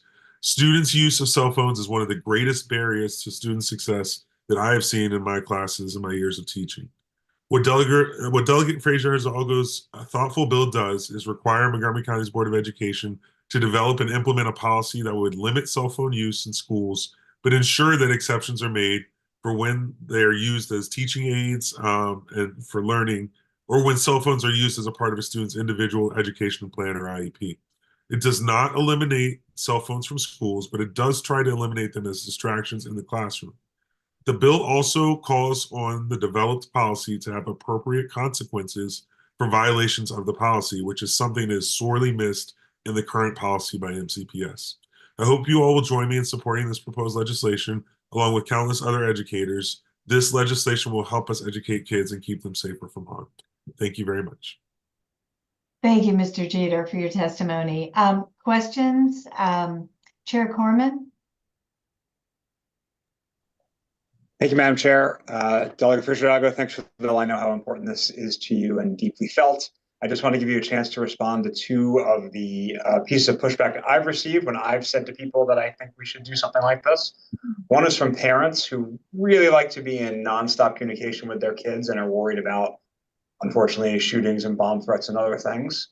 And the other is actually from students who did not like having, who were willing to give up their cell phones, who were just saying the pilots in at least some of the MCPS schools where you sort of put it in a pouch and then unload it from a pouch at the beginning and end of every class takes up a lot of time. And it's just like actually eating into class time. So I was just hoping you could respond to those two things to help arm me for when I'm talking to folks about this. Yeah, absolutely. Thank you, Delegate Coleman, for the questions. So I would say that the bill gives a wide berth for Montgomery County to come up with a policy. So if they want to put them in pouches, they can put them in pouches. I know that there are counties that have done that, but the pouches cost money. So if you go through the bill, you can see that there are some pretty easy opportunities for Montgomery County to enforce this policy without costing any money whatsoever. So the idea of putting them in pouches, taking them out of pouches, I understand that takes time. It actually has a fiscal issue, which is why we didn't specify that in the bill. So I hope that answers that particular question. I know that there are counties, Prince George's County and other counties in the state of Maryland already have some form of this. And the bill allows for that system to come up with what they think works well for them. Now, your second question has to do with, I think you said parents wanting to be able to have communication with their kids at all time. So I would say I understand that. And if there is a specific need, if there is a medical need, then that is highlighted in the bill as an exemption. However, in most cases, there isn't an immediate need for a parent to get a hold of their child. And the parents, I think, at least I can tell you from my perspective, getting a hold of that child in the middle of the day while they should be concentrating on their schoolwork is not appropriate at all. And furthermore, I think that Mr. Jeter had talked significantly about teachers. We have an exodus of teachers in this country. We have an exodus of educators, and they're for a lot of reasons. And one of those reasons is, I think, that they don't feel respected in the classroom and they don't feel like they can do their job effectively. And that goes to this particular issue. There are a lot of other issues that are probably causing that, and I'm not a teacher, so I don't want to speak to it. Perhaps Mr. Jeter can, but I will say this is a significant contributing factor. And to your second point on question number 2, if there is an emergency at school, there are those professionals that believe students having their cell phones in a classroom ringing and ringing and ringing while there's an emergency situation or an active shooter going on, that can go two ways, right? I mean, a student can use that as a tool to help direct law enforcement or to help direct parents or whatever that may be. It can also be an alarm for an active shooter to know exactly where to go.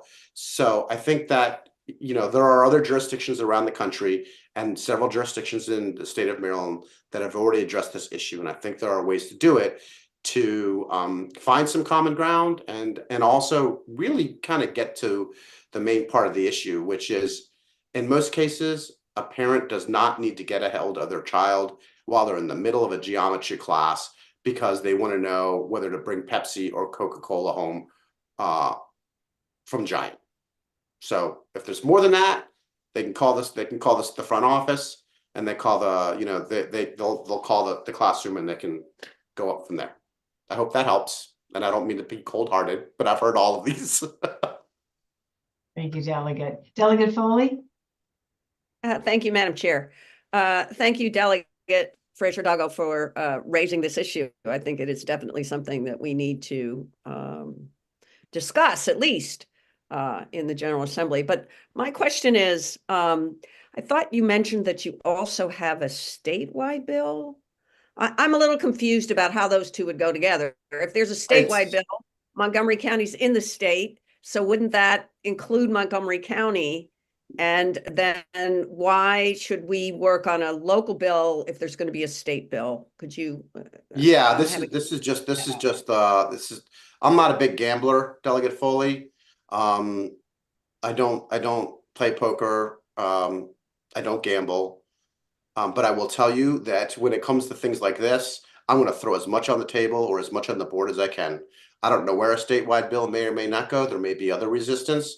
I will tell you that there is a significant amount of support on the county level. So I'm going to play both hands and see which one I get. And if I get a statewide bill, then Montgomery County is off the hook. But if I can't get a statewide bill, then Montgomery County is on the hook.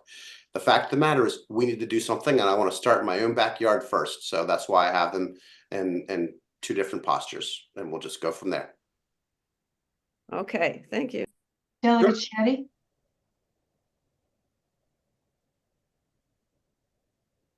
I think you're on mute. Sorry about that. It's on my phone. I really appreciate this discussion. I think it is really important to try to address this issue. So I think as an educator myself, I teach at Montgomery College and at UMD. It only gets worse the older students get. And so I do have a lot of sympathy and want to see some changes on this, especially when it comes to those particularly awful, video footage that had circulated around fights and other terrible things. I will say, I just kind of have a little bit of a question about whether are we the appropriate body to be doing this, or should we be just letting the school board, get the data from their pilot programs and try to figure out the best approach versus us dictating that they need to do something? That's the question, Delegate Shetty. That is the question that I wasn't sure whether I was going to get tonight or I wasn't going to get tonight. And since you asked the question, you got it. and I'm going to have to answer it. Quite frankly, this should have been done 10 years ago, or 5 years ago, or 4 years ago. I am not on the Board of Ed. I am not on the Board of Ed, and I do not like putting Board of Ed bills in on the delegation level. It's been a long time. I haven't seen that policy. Now there's a policy now that just came out, which I'm very, very grateful for. Hopefully it all works out. And then hopefully I can withdraw this bill. But until I see it, until it's done, I mean, it's been years. So okay. I hope that helps to answer the question without creating too much of a storm. I'm sure everybody can read between the lines in what I just said. Yes, sir. I wish I did not have to put this bill in. Got it. Thank you. Are there any further questions on this bill? Seeing none, let's move to MC 1225. Thank you. Wu. Thank you, Madam Chair. First, I want to say, Delegate Fraser-Doggo, I have a similar statewide bill on the cell phone usage. So let's talk about this, obviously. So Let's get my text. For the record, I'm Delegate Tao Wu from District 9A. I'm asking for a favorable report on Bill MC 1225 about the superintendent contract. The same bill was also filed for Howard County. The bill requests that when MCPS creates a severance package or sign a contract for the superintendent, the compensation should be proportional to the year when the superintendent serves. Where 1 year service will provide a 4-week full compensation in severance package and proportionally, and providing health care coverage for another year until the superintendent finds a new job. The background of this bill dated back 7 years ago when one superintendent from Howard County left her position and took away more than $1.6 million. This year, one superintendent from Montgomery County took away more than $1.3 million. We analyzed 10 similar situations in the nation, and Maryland seems to give out 2 largest buyouts compared with many other states. The superintendent is the high-level executive in charge of managing the operation of a school district. A county superintendent is crucial to the success of county's education system and its constituents. Superintendent's buyout, or the practice of offering monetary compensation for the superintendent who ended his contracts earlier, is becoming an increasingly popular choice for the school systems to make. Occurring across the nation, superintendent buyout is often driven by conflicts between the school board and the superintendent, particularly following elections that bring new board members with different viewpoints. Or on other situations, the superintendent failing to meet job performance, or other situations involve investigation or allegation of wrongdoing of the superintendent. In these circumstances, the school system often deems that paying for an early departure is more cost-effective or just simply easier to handle the situation. This bill is asking local school board of education to apply standardized guidelines for superintendent buyouts through the state or the general template, maintaining transparency and accountability during negotiations of buyout limits, and employing periodic review buyout limits to ensure the best represents the interests of the superintendent, the school district, and stakeholders and our taxpayers. We want to give the school system and school board a tool for contracting, set up a legal boundary of negotiation, and save taxpayer money, especially during this challenging budget time. We don't want the superintendent position to be a golden parachute position anymore. Thank you. Thank you, Delegate Wu. I'd like to bring up Stephanie Galinsky from MCEA, who is here in support of the bill. You have 3 minutes. Good evening. My name is Stephanie Galinsky, and I'm a teacher at Sherwood High School in Montgomery County Public Schools, as well as a proud member of the Montgomery County Education Association, where I serve as the chair for our Political Action and Legislative Support Committee. Thank you for allowing me to testify today in support of MC 1225, a bill that prioritizes transparency, fairness, and the responsible use of taxpayer dollars in superintendent contracts. As educators, we witness the direct impact of leadership decisions on our students and schools. The superintendent plays a pivotal role in shaping policy, directing resources, and ensuring our schools operate effectively.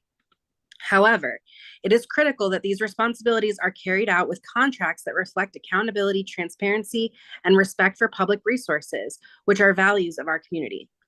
MC 1225 takes an important step in ensuring that the superintendent contract aligns with these principles.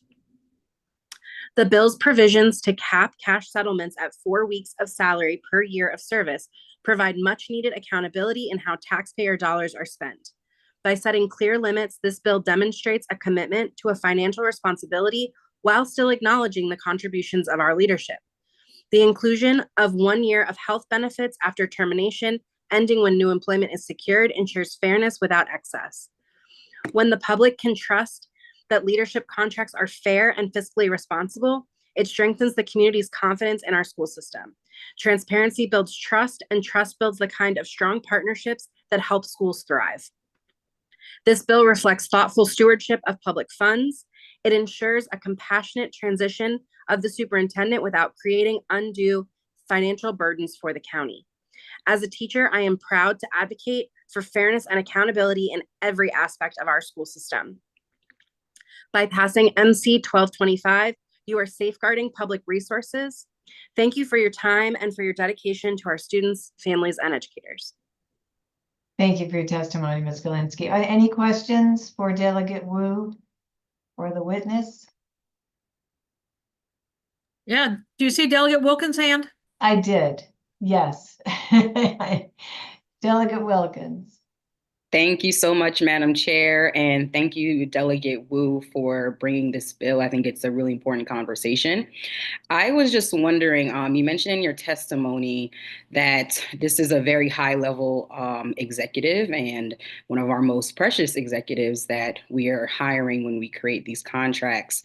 And I'm curious around how frequent it is to have these types of clauses, just given the competitive nature, the fact that a lot of times superintendents may be coming from out of state.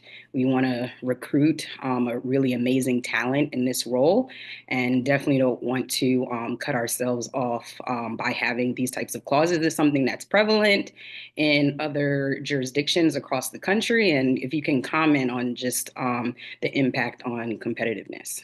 Sure, thank you for the question, Delegate Wilkins. This is a great question. Actually, people ask me the same question as well. So will this impact our hiring, right? I strongly believe that when the superintendent takes the job, or the superintendent, he's not really looking for that buyout. And when they try to sign a contract, I think a reasonable severance package should be satisfactory. And this same situation happened in all the country as well. And Maryland actually the one paid the highest really buyout. So that happened in Texas, happened in some Wisconsin. We listed 10 recent buyouts, and Maryland gave out $1.6 million, $1.3 million, two highest among their 10 buyouts. And for Texas, they give around like 2 years salary. Some others the same, but never as high as like more than $1 million. So I really don't believe or think the superintendent, when they join the rank to serve the school system, they're looking for such a big buyout. I think the reason we have such a big buyout is really the school board. I serve the school board. Sometimes we feel, unfortunately, it's either just sort this through and then give them what the superintendent asks, because we don't want to go through this lengthy legal battle. I think by providing a guideline for school board and the contract, and they will not worry about this legal battle because they know legally there's the upper limit they can give out. I think the superintendent, when they try to sue the school system, if they have disagreement, they know there's a limit there. I think that really set the boundary there. Thank you. Did I see your hand up, Delegate in Raccoon North? Yes, for some reason I cannot find the raise hand function. Okay. My eyes have been all over the screen. Go ahead. No, I'm going to withdraw because I think Delegate Wilkins hit on the subject, and I'll just follow with Delegate Wu offline. But thank you so much for the opportunity. Great, thank you. Delegate Foley? Thank you, Madam Chair. Delegate Wu, is there any county in Maryland now where the state legislature has prescribed conditions and or salary limitations or whatever we want to call it on school superintendents? Is there any legislation like that in any other county in Maryland now? Do you know? I'm not aware of that. This is the first initiative. So kind of following up on Delegate Wilkins' point, my question, and my own question is, so wouldn't this also put Montgomery County possibly at a disadvantage in the state itself in terms of recruiting a superintendent? That's a great question, Delegate Foley. So I actually provide the same bill, exact same bill for Montgomery County and Howard County. So I'm not just, so I'm not just talking Montgomery County. The reason it happened because unfortunately, both Montgomery County and Howard County faced a similar situation. We give out both more than $1 million to the previous superintendent. So if this bill passed both Montgomery County or Howard County, I'm going to really propose a statewide bill similar to this, because I want to see how people react to this. And it's a first initiative to provide a fair and a reasonable severance package for superintendent. Thank you. Delegate Kaiser? Thank you, Madam Chair, and thank you, of course, Delegate Wilkins, for asking the initial question. Delegate Wu, I have to go, if I looked at the bill correctly, and maybe I read it wrong in my quick glance, are you suggesting only 4 weeks of severance for each year of service? Yes. And okay, so I just want to clarify. Okay, I just wanted to clarify that point. Okay, thank you. Okay, thank you, Delegate Kaiser. The reason to the 4 weeks per service year is aligned with the industry standard. So for some other industries, actually they only provide 2 weeks per year severance package. And then for high level, they provide 4 weeks. And the superintendent is a very special position. It's not it's kind of CCO, but a public servant, right? So I try to really find a balance. And I'm really looking forward to suggestions or revision to make it more attractive. At the same time, provide a fair and a reasonable severance package for superintendent. Thank you, Delegate. Any further questions? Seeing none, let's move to. Delegate Crutchfield, Madam Chair. I'm sorry. Did somebody have a question? Delegate Crutchfield has her hand up, Madam Chair. I'm sorry, I didn't see that. Delegate Crutchfield, go ahead. I think you're on mute. Okay, thank you very much, Madam Chair.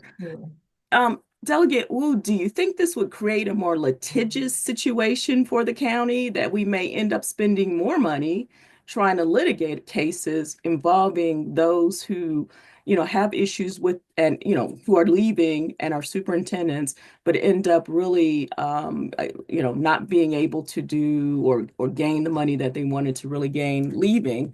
But do you think this might create more litigation for us in the county? Thank you for that question, Delegate Crutchfield. I believe on the contrary, if we set the legal boundary, the upper limit, I think no lawyer will work with the superintendent to fight with the school system, right? There's a legal boundary there. I think they don't want to overcome that. And the lawyer may feel there's no winning case. They will not really fight with the school board. Well, and it's very clear stated in the contract, right? We just said in the contract, you need to lay out that very clearly. If it's a valid contract, I think there's no way they can win this argument, even the higher lawyer. Well, I would definitely have to disagree with you on that. Okay. But I respectfully disagree. And I just think there might be more problems with this, because I think there will always be ways for lawyers to look at contracts, and especially if they have a really good complaint against the school board, for whatever reason it is, they will be able to litigate the case. So. Sure. So thank you, Delegate Crutchfield. That's a great point. So another point I want to highlight, every school system in Maryland, they're working with the MAEP, Maryland Association Board of Education.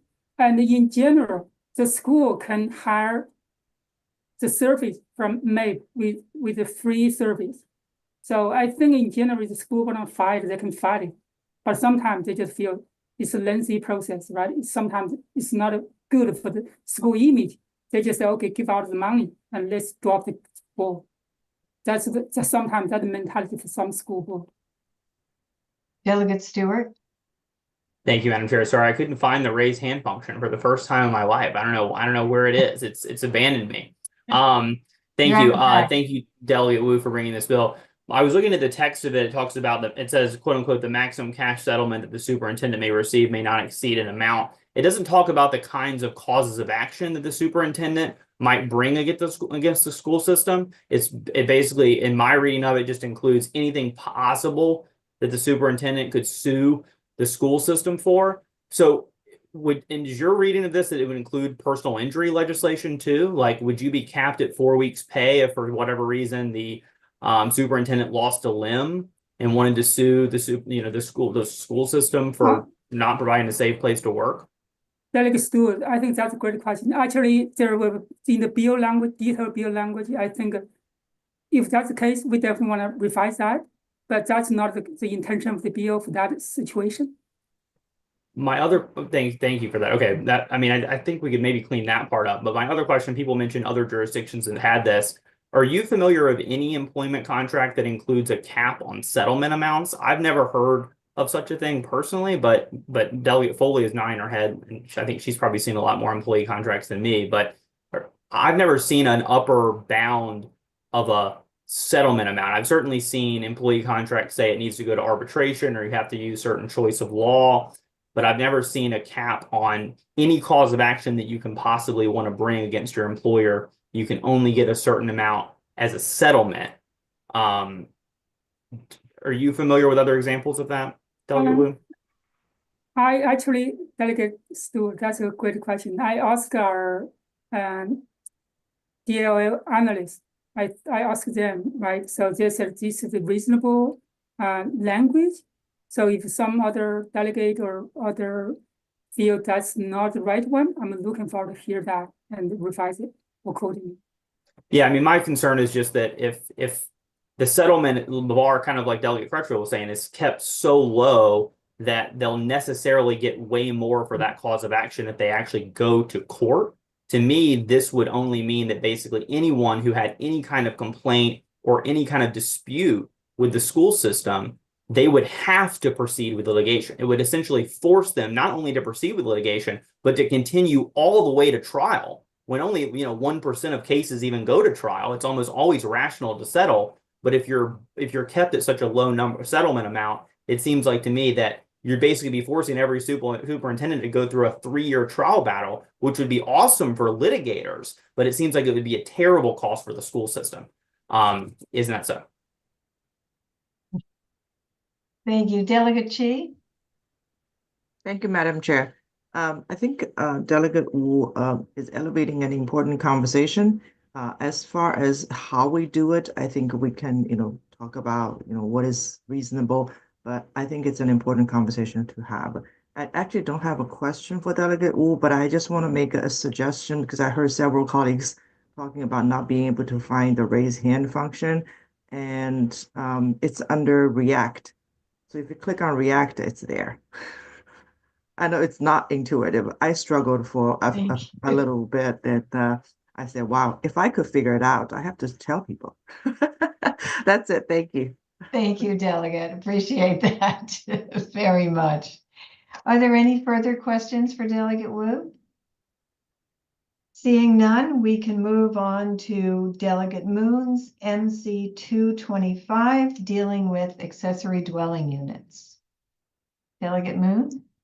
Good evening, colleagues. MC 225 is very simple. It essentially tries to put the county back in the front seat of zoning with respect to ADUs. So several years ago, the county moved towards allowing accessory dwelling units, so a carriage house or basement unit, by right, so long as a property met certain rules, setbacks, parking depending on where you are, access to water and electric meter, and the like. And as we look at the state budget crisis and our housing shortage and ways to put more housing units online without public funds, a lot of folks are looking at accessory dwelling units. So there's a lot of legislation that's been looking at these various housing aspects over the years and this year. And this bill in particular is looking to unlock land that is currently restricted either by HOA rules or by some years-old covenant or deed restriction that might have been put on some number of years ago. This may be a familiar topic to you because we had a similar bill last year that started moving through the delegation, but that bill would have stopped HOAs from imposing any housing and zoning restrictions that were different than the county's. And again, this year we are just looking at loosening up accessory dwelling units. So I am happy to take any questions with that. Any questions from the delegation? Yes, Senator Kramer. Thank you, Madam Chair. And Delegate Moon, quick question, and I know that Mr. Elliott Shabbat, I believe, is signed up to discuss this particular issue. Is there anything in the legislation that provides if we're going to override homeowners associations requirements, is there's something that allows for this accessory dwelling unit to be required to pay homeowners association dues, because otherwise you end up having folks within the HOA who will be benefiting from all that the HOA does and not paying their share for that. So is that addressed in the legislation? I saw that written testimony, and I actually was texting my staff that it raised a good point.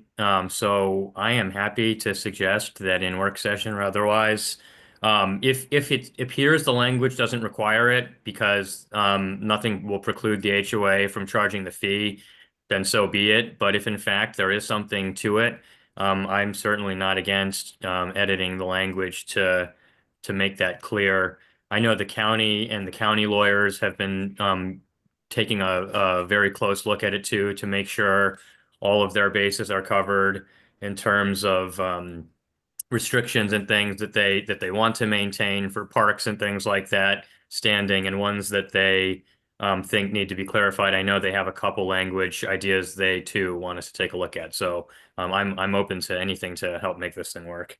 Okay, great. And I know he'll be speaking very shortly on that matter, so we can tune in and hear what he has to say.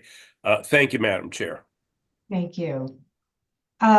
Next, we have Dan Reed with Greater Washington. Delegate Corman has a question. Oh, I'm sorry, I didn't see that. Delegate Corman? Thank you, Madam Chair. So Delegate, thanks for the bill. I'm asking you this because you always do such thorough research. I have tried to get some information about where the ADUs that have been put in since the county's by right law took effect 4 or 5 years ago, the locations, and there's not really good data on that. I'm actually trying to figure out how big of a problem this really is, because my understanding is DPS, Department of Permitting Services, will grant the permit for the ADU regardless of any covenants, right? And to actually stop the ADU, I think someone would actually have to file suit. Yeah, there'd be a lawsuit. Yeah, so I'm actually trying to understand how much of a real problem this is. We talked a little bit about this last year, I think, when you had a much broader bill, but have you found anything about where these ADUs are actually being built? I know not a ton have been built, although I think it's ramping up post-COVID, but any I don't have a map of where they're built. And actually, you're raising a very interesting question. I'm happy to dig around for that and to see what the overlay is between that and HOA land. You are right that the county doesn't recognize the HOA objections as in their licensing and permitting, but it does not stop a lawsuit from being enforced should they decide to go in that direction. And I think it just puts a little bit more clarity and predictability on the process, which is always good. But I think the other historically, we have come across examples of the old covenants, non-HOA, actually just even covenants, they have been enforced sometimes by lawsuit. I can send some of that over too, though it's likely to involve non-ADU properties from an earlier period. But I'll send over what we have. So I guess a follow-up, Madam Chair, is has there been any litigation on the ADUs? Has anybody gone to court in Montgomery County to try to stop an ADU? That I don't know. Good question. I'll also commend put on myself to do a Lexis and case search dive. I'm confident Delegate Stewart is looking up right now. So thank you, Madam Chair. Any further questions? No, okay, sorry about now, Mr. Dan Reed, from Greater Washington, you are speaking in support and have 2 minutes.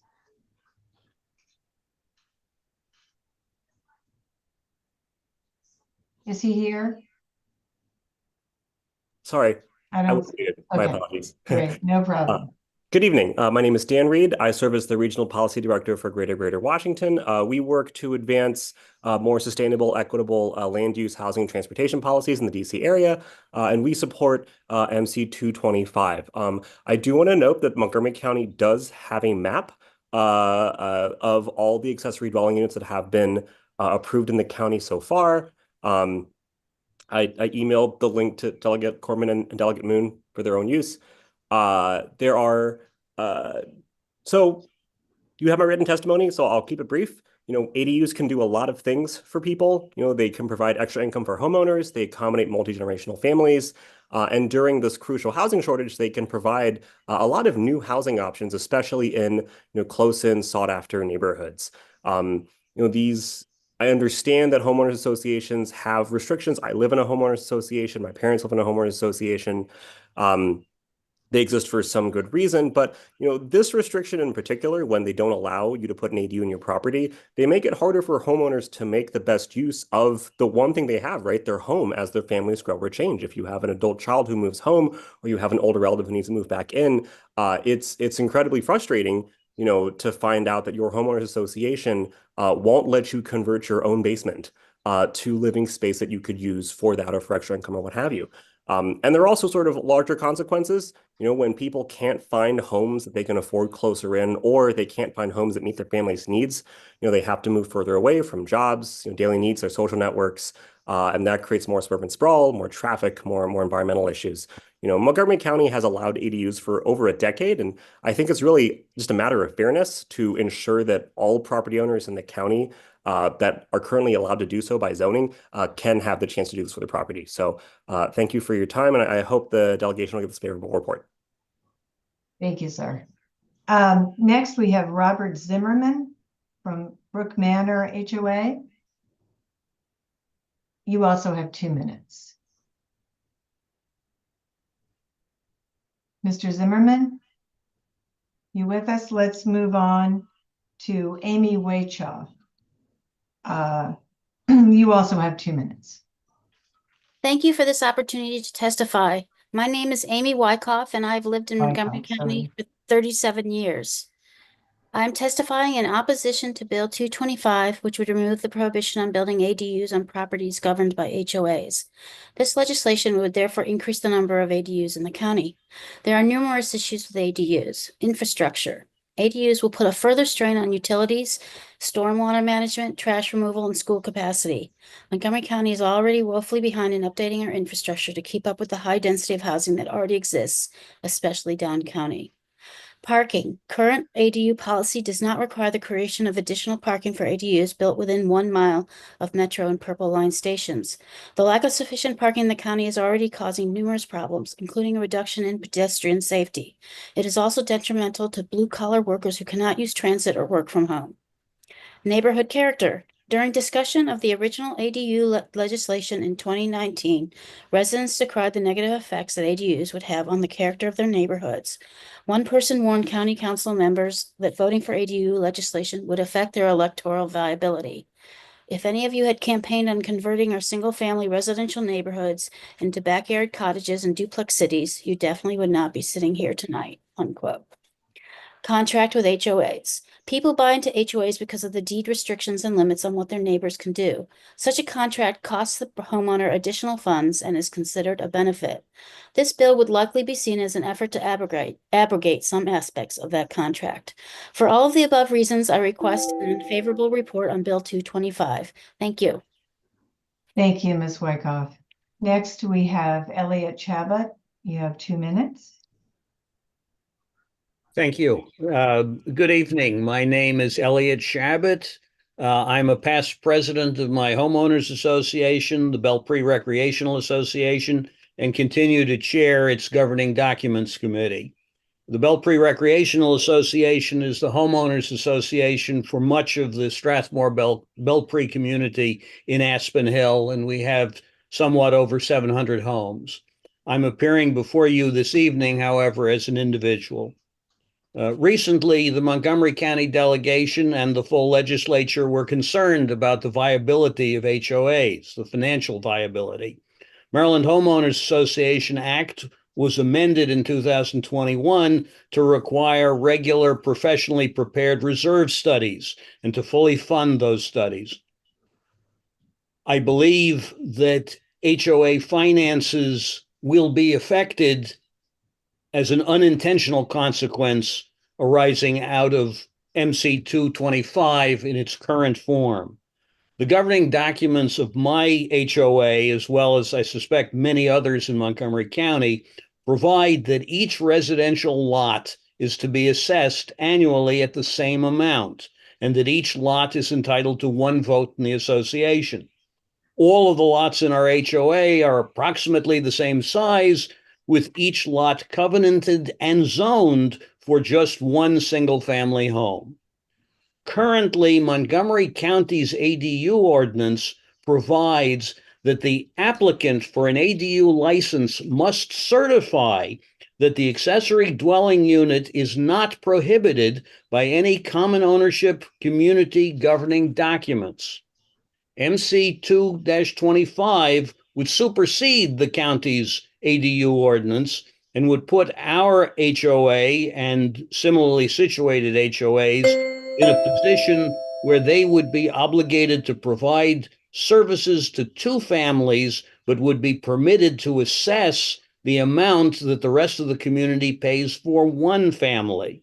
This is fundamentally unfair, though I believe it was not the intention of the drafters of this bill. There is a solution, however. Just as MC 2-25 is creating this unintended problem, it can also... Can you please wrap up your testimony? Your time is up. Certainly. There is attached to my testimony a draft subsection D to section 1 of the bill that essentially would say that if an ADU is granted, that the HOA has the authority to treat that as a separate lot for these concerns that I just raised.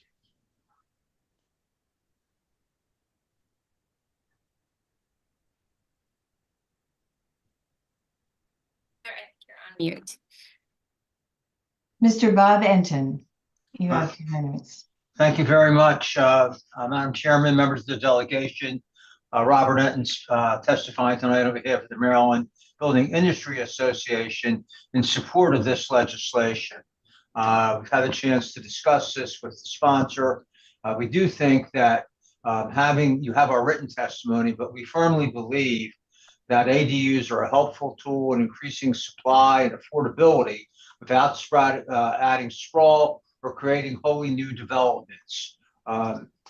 We think that what this bill does is addresses the need of individual homeowners, especially in built-out single-family neighborhoods where space is an issue, to offer to them short-term feasibility and long-term flexibility to meet the needs that they have for their properties. We're very much supportive of this bill and thank Delegate Moon for sponsoring it. I'm happy to answer any questions. Thank you for your testimony. Any further questions? Madam Chair, I believe you skipped over me. I'm Paul Jarasinski. I apologize. I don't have you on my list. He's on the list. Oh, no, I apologize. It's not on mine for some reason, but go ahead. You have 2 minutes. Sure. I'm Paul Jarasinski. I'm president of the Cherrywood Homeowners Association. We're a 606-unit planned community in Olney, Maryland that includes single-family detached homes, townhouse condominiums, and MPDUs. Our community was designed by a civil engineer for the zoning in place at the time of our construction over 40 years ago.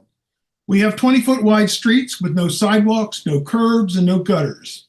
When cars are parked along the streets, Our streets become one-way, impeding the flow of traffic, including emergency vehicles. Delegate Corman and Polakovich Carr heard objections to this bill at the Montgomery County Civic Federation meeting on December 9th.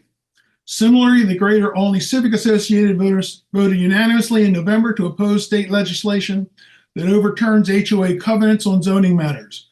We join these two organizations in urging the state not to move forward Bill 2-25. A similar bill was introduced in the 2024 General Assembly and was presented as a bill to combat racism in housing. Delegate Corman was one of many to point out that this bill has nothing to do with racism, as redlining was outlined at the federal level back in the 1950s. Cherrywood has residents from all races, religions, and creeds. Our objection to MC 2-25 has nothing to do with racism. We suspect you're aware that Montgomery Planning has proposed rezoning 82% of the single-family detached neighborhoods by right based on grossly distorted data. The distortion is so bad, the county executive is on record labeling the plan a fraud and has spent hours providing details. I only have 2 minutes tonight, so I can't cover these details today. This bill, however, is a step towards overdensification of existing neighborhoods. ADUs allow existing homes to be turned into duplexes, including two-story buildings and trailers in the backyard. They could double the density of a neighborhood designed to only accommodate single-family density. This leads to multiple infrastructure issues as well as loss of green space. Prospective homebuyers search the county for a community that matches their needs and desires. Before investing their life savings in a house in a neighborhood, they are required to be given. I'm sorry, I have to ask you to wrap up, and I apologize for skipping over you. It's okay.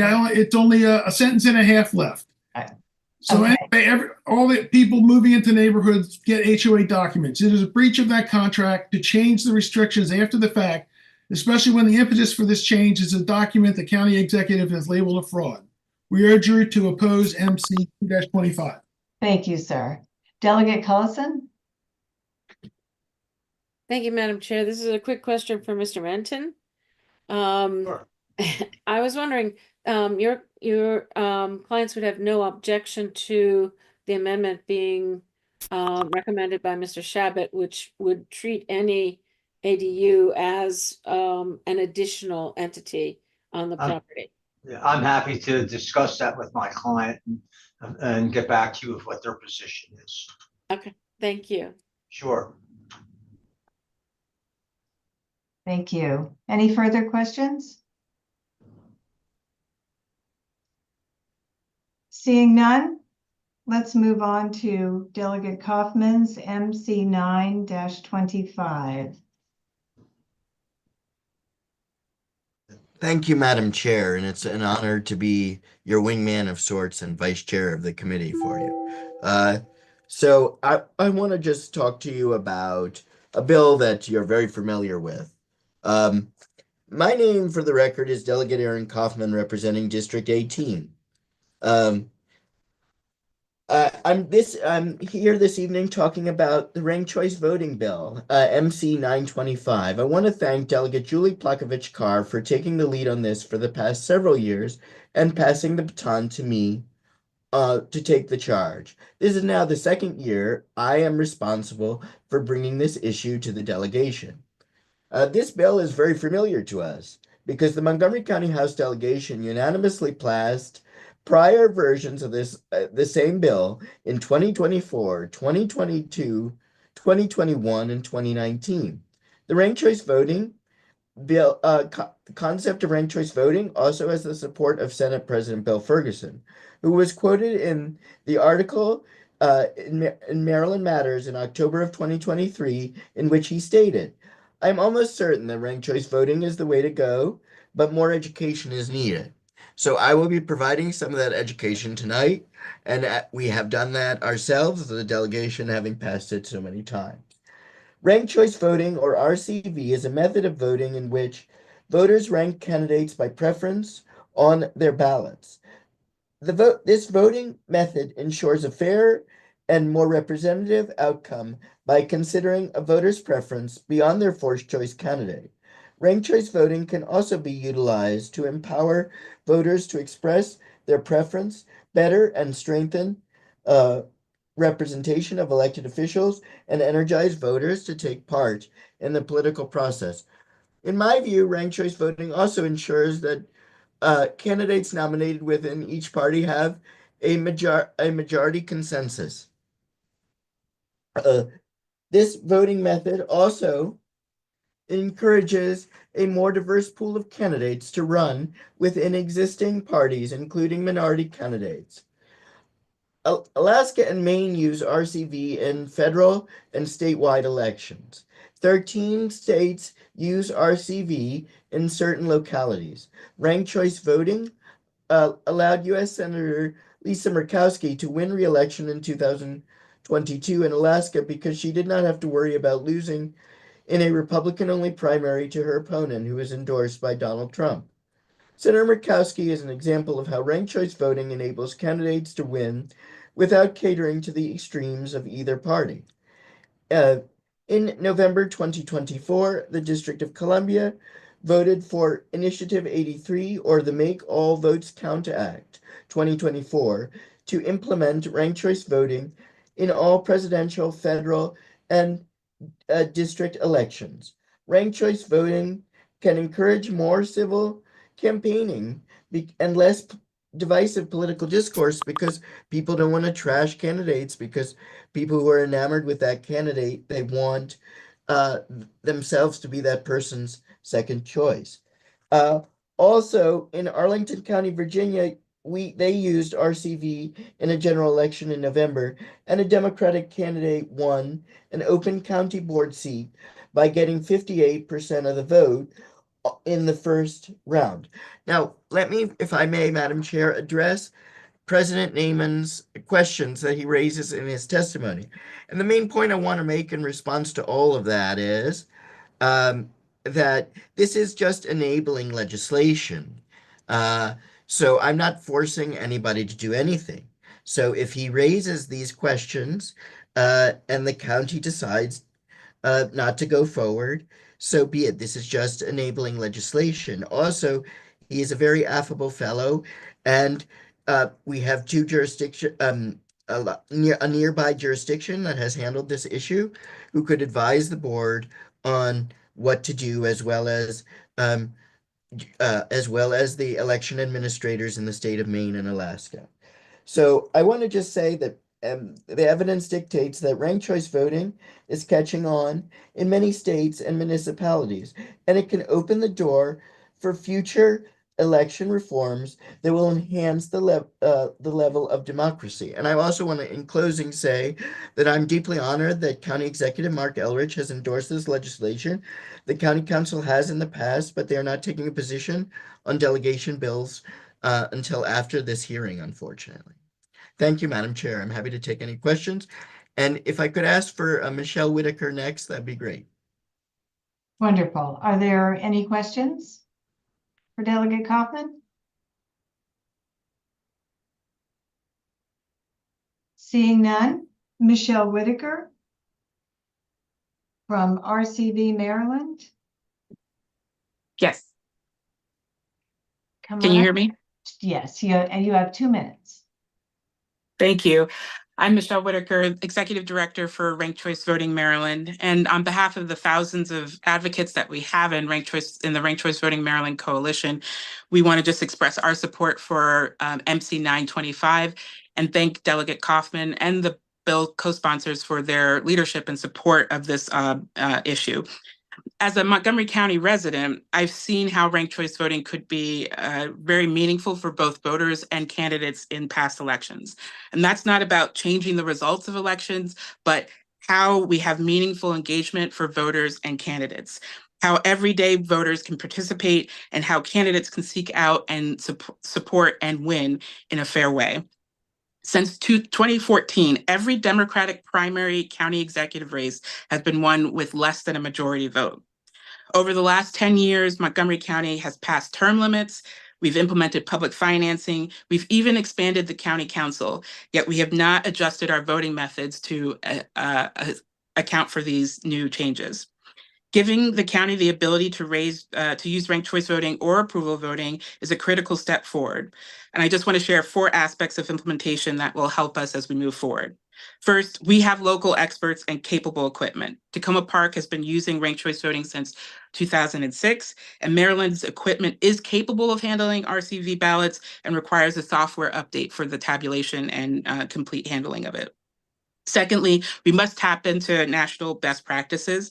Montgomery County can and should utilize the expertise of election administrators in the over 50 jurisdictions that use ranked choice voting, along with the Ranked Choice Voting Resource Center, which has developed guides, tabulation tools, and support for jurisdictions. Third, education is essential, and we support training of both election judges as well as voter education and outreach for voters and candidates. And this can be supplemented through civic organizations like RCV. And my last point, we need collaboration on the county. We strongly encourage the Montgomery County Council as well as the Montgomery County Board of Elections to work collaboratively on a timeline to really do implementation effectively and with fidelity. So thank you. I urge a favorable report. Thank you, Ms. Whitaker. And if Jackie Coolidge could go next, that's great. Yes, Jacqueline Coolidge with the League of Women Voters, please. Sure, thank you. Yes, I'm Jackie Coolidge from the League of Women Voters. Thank you, Madam Chair, and all the members of the Montgomery County delegation, and especially Delegate Kaufman, who is now taking the lead on this bill, which we have supported from the very first days. The League of Women Voters, of course, has a mandate to support voters, and we have a formal position in favor of this bill. We believe essentially that ranked choice voting empowers voters, allowing them to vote for their true first choice. It empowers elected officials because they have a stronger mandate, because they get an absolute majority at a minimum behind them. And we have seen the more civil, less negative campaigns that tend to take place once candidates understand how the system operates. So I don't want to repeat some of the strong points made already by both Delegate Kaufman and Ms. Whitaker. I would just say that the League stands ready in response to the comments earlier that Delegate Kaufman quoted from Mr. Ferguson about a need for more education needed. And voter education is one of our core mandates in the League of Women Voters, and we stand ready to support that, to make sure if this passes that voters will have a clear understanding of how to operate and make good use of this system. Thank you. Thank you, Ms. Coolidge, for your testimony. Next, I'd like to call Amy Wyckoff. Thank you for this opportunity to testify. My name is, you know my name. The confusing and fundamentally undemocratic voting method known as ranked choice voting was overwhelmingly defeated during the November election. In 8 out of 9 states, RCV lost. I oppose RCV for many reasons, which I explained in detail in my written testimony. For tonight, here are 2 key problems with RCV. Ballot exhaustion. This feature of RCV occurs when ballots are discarded in the second and subsequent rounds.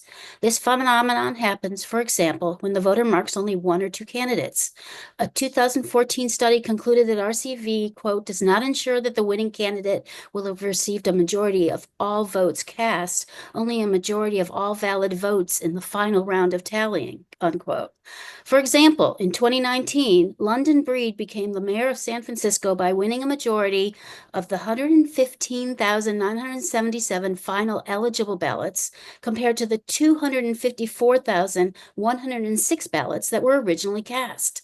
The time-consuming process took 9 rounds, and only 46% of the ballots were filled out with enough candidates to make it through all 9 rounds. Fundamentally undemocratic. Let's look at the voter who refuses to vote for more than 1 candidate, even though there are 4 candidates to choose from. If his chosen candidate does not survive the first round, he has voted once. But another voter who ranks all 4 candidates got to vote in every round of the ranked choice runoff, effectively giving him 4 votes to the other voter's 1 vote. This aspect of RCV gives the lie to the Supreme Court standard of 1 person, 1 vote. 5 years ago, the California state legislature voted for RCV, but Governor Gavin Newsom vetoed the bill because he believed it would not lead to, quote, greater democracy. Like the governor, I believe that RCV is fundamentally undemocratic. Therefore, please give MC 925 an unfavorable report. Thank you. Thank you, Ms. Wyckoff. Next, I'd like to call David Nyman from the Board of Elections. Thank you, Chair Ziegler and members of the Montgomery County House and Senate delegations. I'm David Naiman, and I'm the president of the Montgomery County Board of Elections. I'm joined today by Board Secretary Ami Hober and Election Director Boris Brajkovic, who will help me answer your questions. While I'm sure you're quite familiar with many pros and cons of this legislation, we're not here to support or oppose MC 925, but to provide information that we hope you will find helpful. We strongly agree that there must be an educational campaign explaining how to vote using ranked choice voting or approval voting, but such an educational campaign would be meaningless without significant additional funding. Even with the very strong outreach and advertising program we have today, many voters don't understand how our current election system works, frequently leading to a greater number of provisional ballots, added wait times for voters, and delays in our producing election results. Hundreds of voters submitted untimely mail-in ballots, voted out of precinct on election day, often confusing the rules between early voting and election day, and came to the polls to vote in person after requesting mail-in ballots.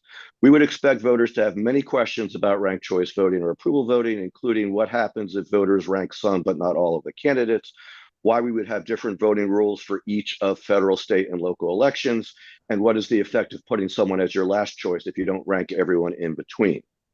We would need to require training of election judges to explain and answer questions about the new system at the polls, possibly with new designated judges to explain the fine points in each polling place so that there's one unified message via 232 messengers on election day. For races with many candidates, ranked choice voting might necessitate printing the ballot in landscape format in order to list the names on the short side of the page and have space for all of the voters' ranked choices along the long side of the page.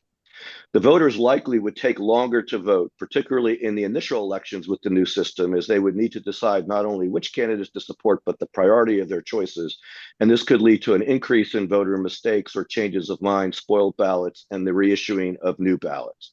And the ballot would be longer and therefore more difficult and time-consuming to duplicate in the mail-in ballot and provisional ballot canvases, which would make it take longer to canvass the ballots and get results.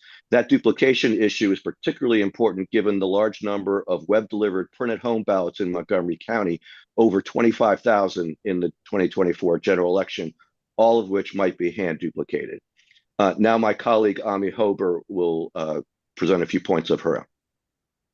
Thank you, sir. Ms. Hober? You're muted. Yep. Okay. Thank you for the opportunity to address you all. There are several other aspects that need to be considered in the potential implementation of such an alternative. For example, you likely would want to have the board certify the initial tally of votes before the votes are redistributed to the second choices of voters, whose first choices are eliminated. You might want to be sure that the last place finisher is appropriately identified again before redistributing those votes. And we may need such a certification cycle by each round.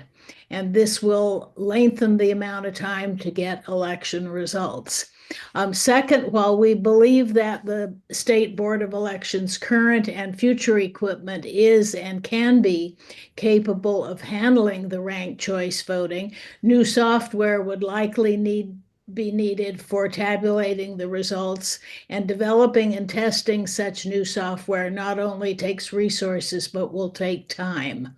Finally, it might make sense, if this were considered, to consider starting any new voting system only in a presidential election year when more voters are participating and fewer candidates and local races are on the ballot, rather than in a gubernatorial year when there are many more items on the ballot and there are more ballot cards.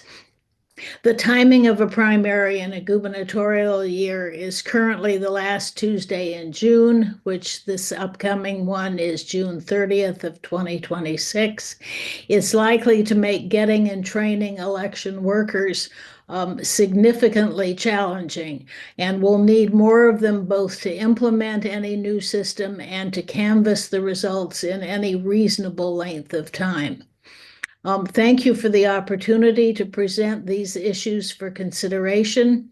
We'd be happy to respond to any questions. Thank you, Ms. Hoberg.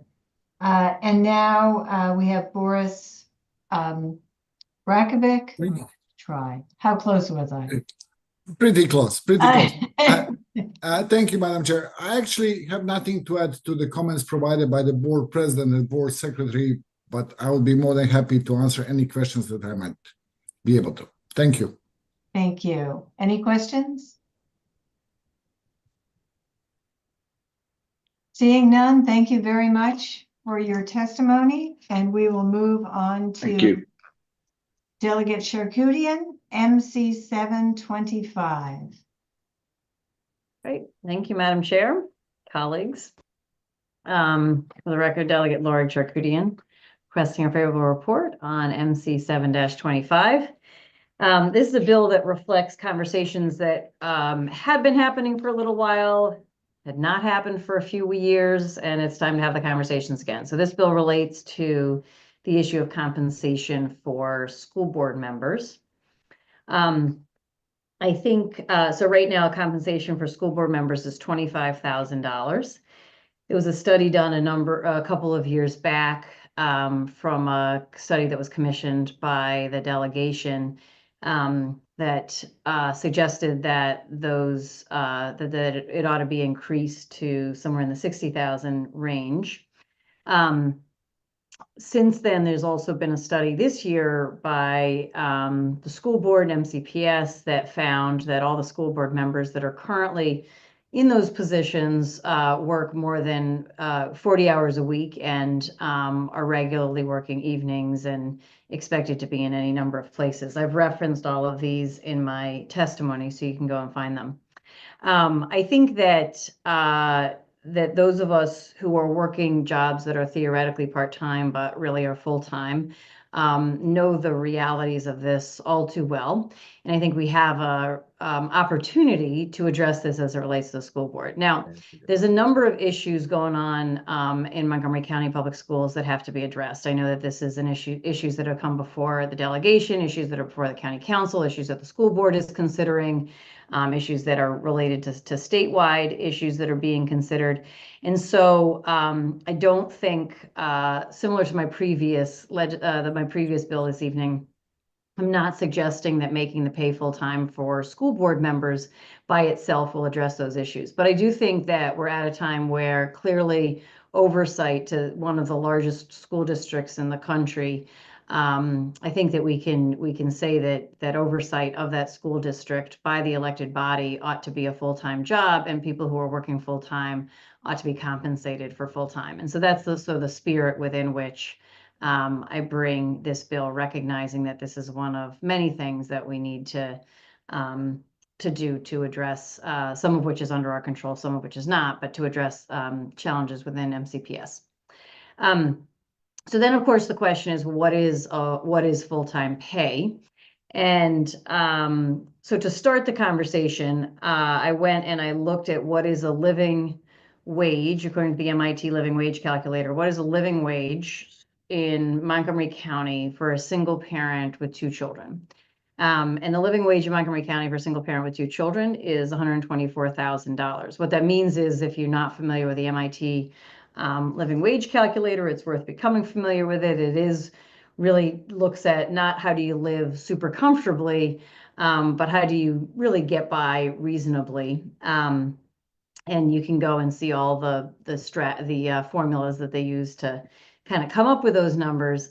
But that's the starting point. Now, I know I've had conversations with folks already who generally are supportive of increasing the salary of school board members, but have suggestions of different numbers, have suggestions of different phase-in periods and other ideas along the way. I think that those are all really important conversations. And of course, I'm open to having them with the committee when we get to doing the work product. But I do think it's important to have those conversations about the specifics of the figure in the context of a sort of independently selected value that suggests what a living wage would be.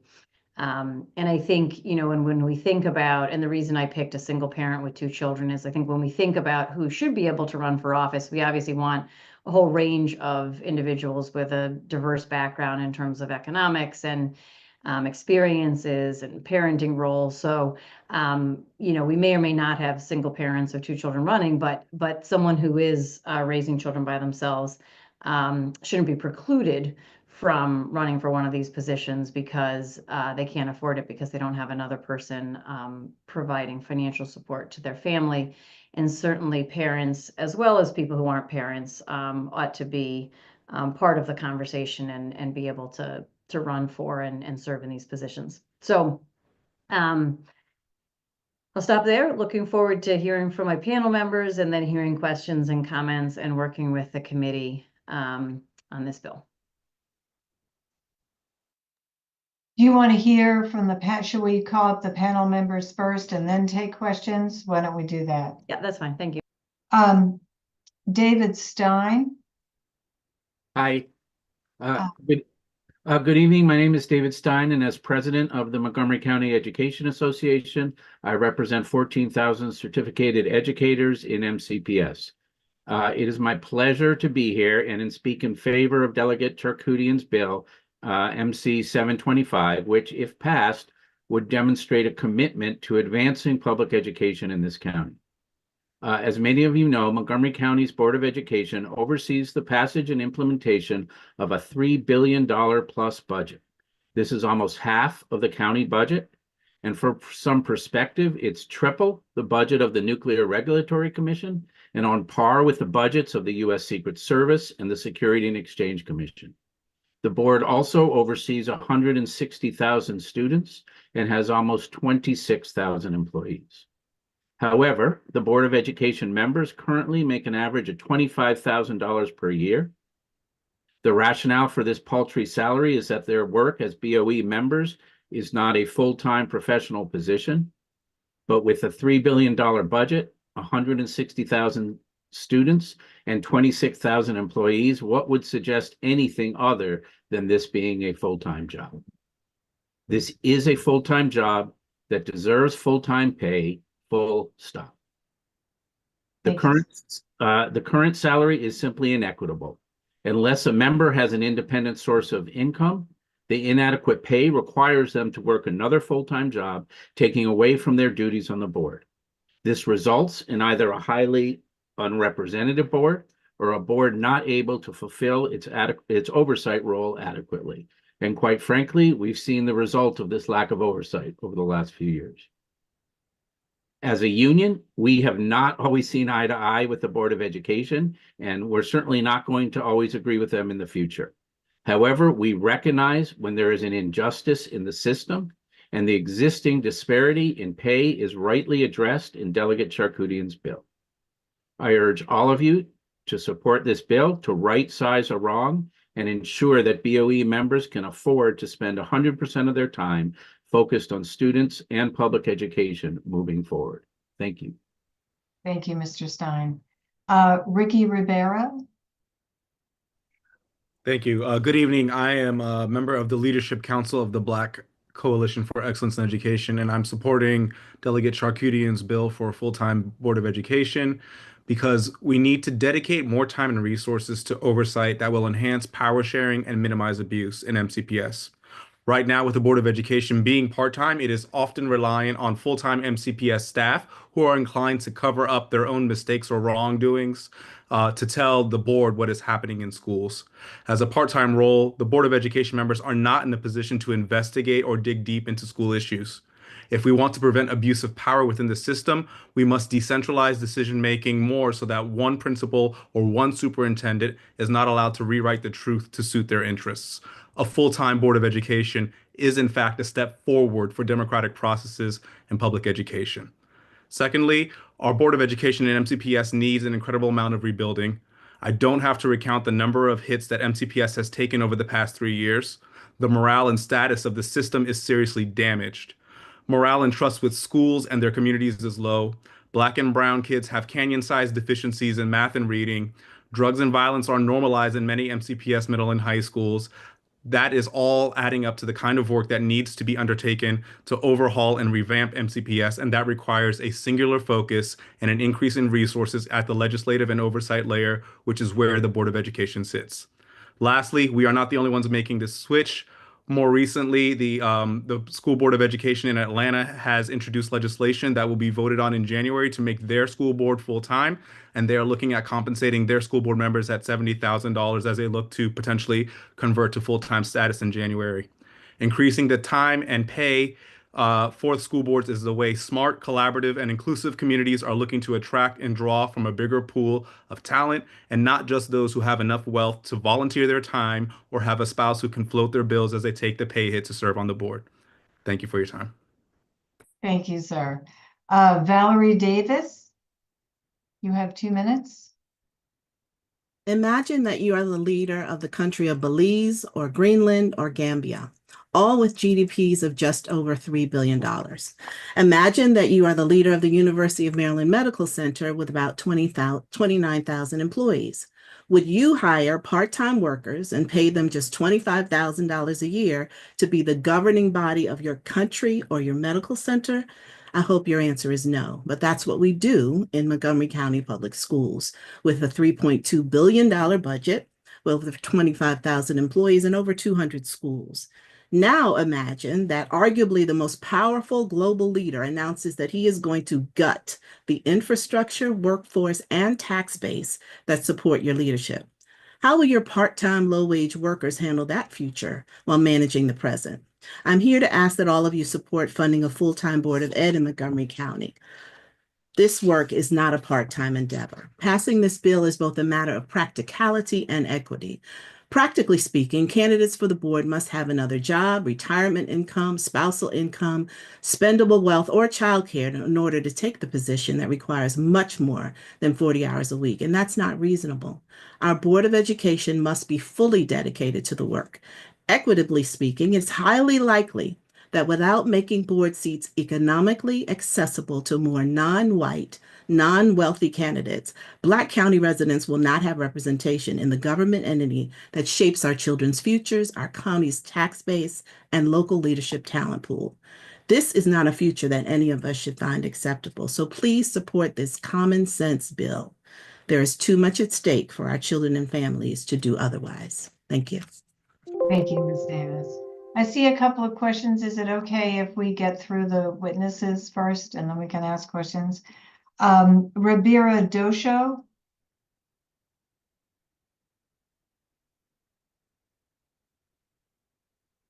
Rabira, are you here? I don't see her. Okay. How about Kion Graham? Hi, thank you so much for the opportunity to speak. My name is Karen Graham. I'm the chair for the Montgomery County Board of Education Compensation Committee, and we're the study that was referred to earlier by the delegate. So we did another study this year where we looked at the salaries of the members of the Board of Education to try to determine if it's fair and reasonable. And we're currently working on submitting our report. So for this commission, we held several interviews with both current and past board members. We evaluated the roles and responsibilities of the board to gain insight into the volume, the workload, and the time commitment of the board, including the board oversight of the school system. So our position is that we support Bill MC 725 with amendments. So in formulating our recommendations, the committee considered the 6 specific factors required by law, the scope of the responsibilities of the board, the education, the skills, and abilities necessary to perform the duties. We looked at the salaries of similar board members, we looked at the time commitment, and we looked at the salaries of the subordinates, and we also looked at the volume and the workload. So as far as our recommendations, the committee, we voted unanimously to recommend that the board's annual compensation be adjusted and be set as followed, in the range of $100,000 to $130,000 per year for publicly elected members, adjusted biannually to reflect the cost of living increases. So we voted to also give the board chair an additional 10% of the board members' base compensation. And also for the student member of the board, we voted to give 30 to 35% of the elected member's salary as a scholarship or a stipend during the student's term of the office. And the SMOB, we call them the SMOB, they would choose whichever option is best for them. And so in addition, the committee recommends that the compensation be effective following the approval of the legislative session. As such, all current board members should receive increased compensation. And the committee recognizes that this may require a constitutional amendment. And this is our recommendations, and our report is almost finished to be out. We do a report every 4 years. And our report, actually, we go through a lot. We went through a lot of interviews, we did a lot of studies where we looked at similar school districts to try to be, to get an idea of what's a fair salary range. All these numbers that we have a lot of detail. We have a lot of detailed support and documentation. We have a strong basis for our position. And I thank you guys for listening to me. Thank you. Thank you, Ms. Graham. Okay, Gordon Brenny. Gordy Brenny, can you hear me? Yes. Excellent. I'm treasurer of the Montgomery County Taxpayers League, and we're pleased to be able to talk to you tonight about this very important bill. I'm joined by Joan Fiddler, who's a member of our board and will testify next. We're a 501c3 nonpartisan organization of volunteers who advocate for and inform taxpayers about ways to improve Montgomery County government efficiency, effectiveness, and tax equity. We question the wisdom of increasing board member compensation before better accountability and independent governance is established. Until these improvements are made, there is little likelihood that even the most qualified members with an endless time budget will be effective. Our amendment is that pay increases should be phased in and linked to improvements in board accountability and management independence. Each of the board's committees needs to be shored up with staff independent of management, and this could be done through a new independent OIG, not the county OIG. Accountability could be improved by having district members elected by only district residents. MCPS is the only large school district in the state that relies entirely on at-large elected members. Having to conduct a countywide campaign limits the number of candidates who are able to spend time and money to reach all registered voters. This requires support of special interest groups like the Teachers Union, which further compromises accountability. Turning to governance. Internal control standards for any large organization, is certainly one with an annual operating budget of over $3 billion, require an independent OIG reporting to the local school board. Reliance on the county's OIG results in an inherent conflict of interest since the OIG's work plan and budget are approved by the county council. Worse, the county OIG is already stretched too thin to meet the AICPA professional standards, relying too heavily on investigation teams and complaint calls, not internal control testing on an ongoing basis. If MCPS had a strong internal control program, this would be less of an issue, but the headlines tell a different story. While the superintendent says he's willing to work with the county's OIG, he doesn't have sufficient internal controls, and I thank you for this opportunity to testify tonight. Thank you. I appreciate it. Ms. Fiddler. Joan Fiddler. Yes. Hi. Thank you. You have Thank you. 2 minutes. I'm Joan Fiddler, a board member of Montgomery County Taxpayers League, and I'm testifying in support of Bill 7-25, but with one essential amendment that will allow for stronger, more accountable governance, a dedicated, independent inspector general for the school system. The Board of Ed oversees a school system with a budget exceeding $3.3 billion. Its members are paid a pittance of $25,000 below minimum wage. Even Fairfax County pays its board members $48,000, another pittance. I'm not denying that our board members are dedicated and care greatly about the education of our children. However, there's currently no board member with serious financial credentials, and this with a system that is funded at $3.3 billion a year. Raising the minimum wage emolument will widen the candidate pool. So how does one ensure that higher salaries translate to better, more independent governance? Establishing an Office of Inspector General explicitly for MCPS. This new IG could report to the board or even be modeled on the IG for Baltimore City, where the IG is accountable to a citizens board of 7 members on which there's representation by 2 accountants and 2 attorneys with no political office holders and no city staff. And the Baltimore City IG has subpoena powers. So why an IG exclusively on the operations of a $3.3 billion operation?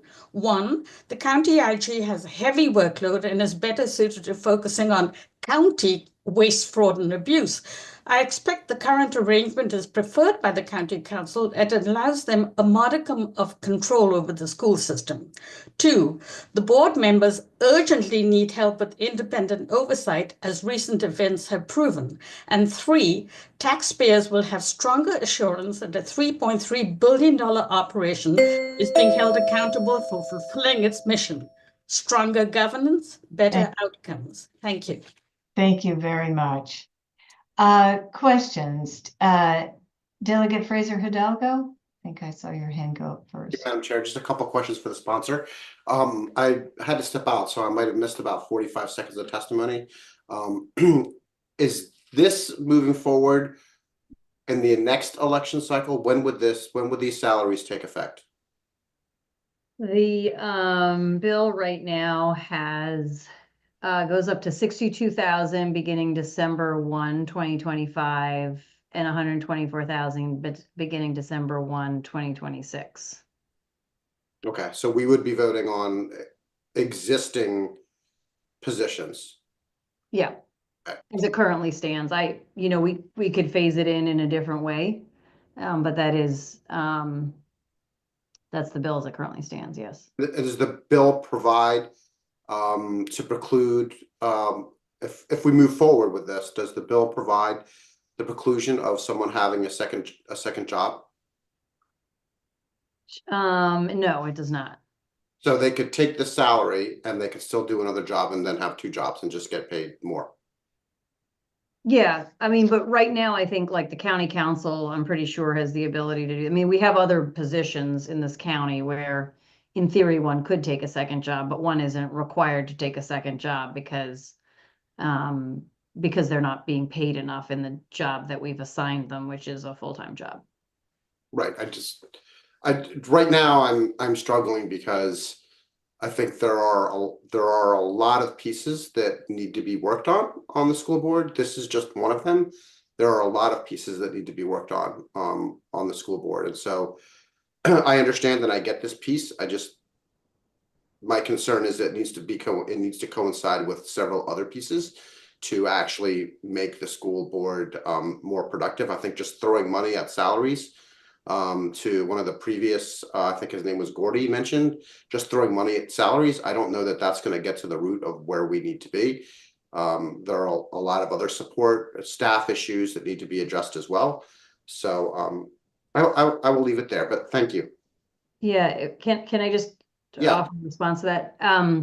So I see this actually, there's 2 issues that I see in this conversation. And so one of them is there's a number of changes that need to happen at MCPS. I think almost everybody agrees with that.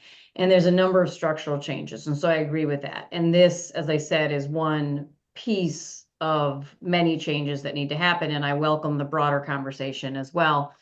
And so while I don't think this is going to solve the entire problem, I do think it's a step in the right direction.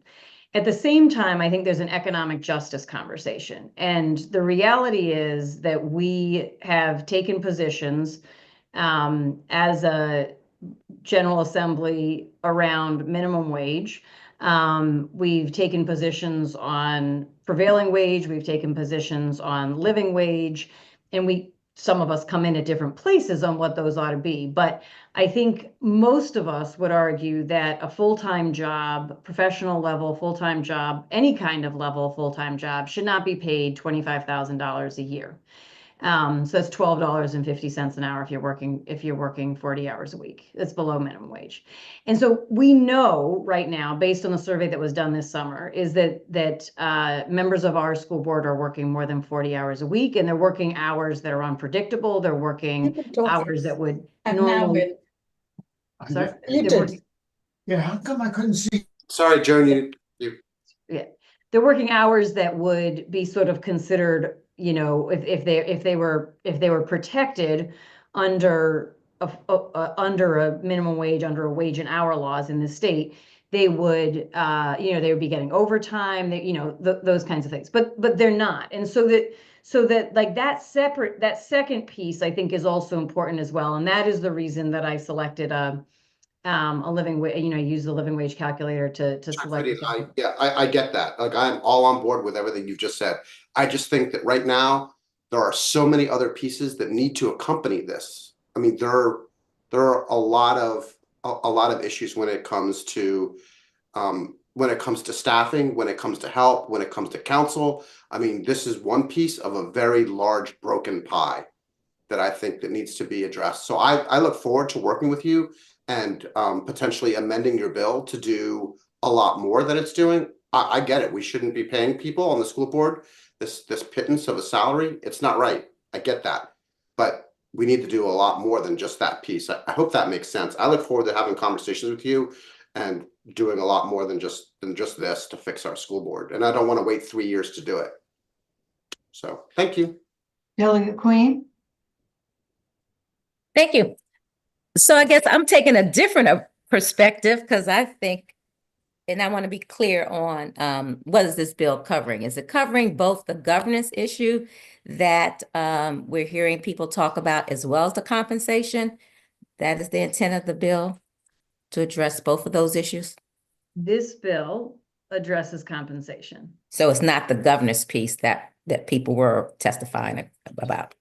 Correct. This Okay. bill is just compensation. Just want to make sure. And so currently, is my understanding because I remember when we had this conversation some time ago, as you alluded to,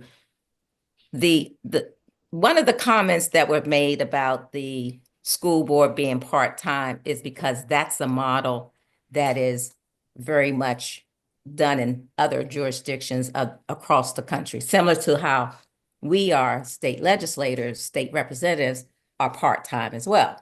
And of course, we don't make $60,000 or more, and we often have to have other jobs, and we work very long hours and unpredictable hours. And even after the 90-day session, we are still being called to do things. So the idea that I remember before we talked about that is this idea that is expected of state legislators. It's also expected of school board members, some of which are sometimes voluntary in other places. So this idea of having a full-time school board, how common is that? Yeah, well, so I'm looking forward to this report that we're going to get that Ms. Graham testified to, this every 4 years review. And as I understand it, part of what's coming in that is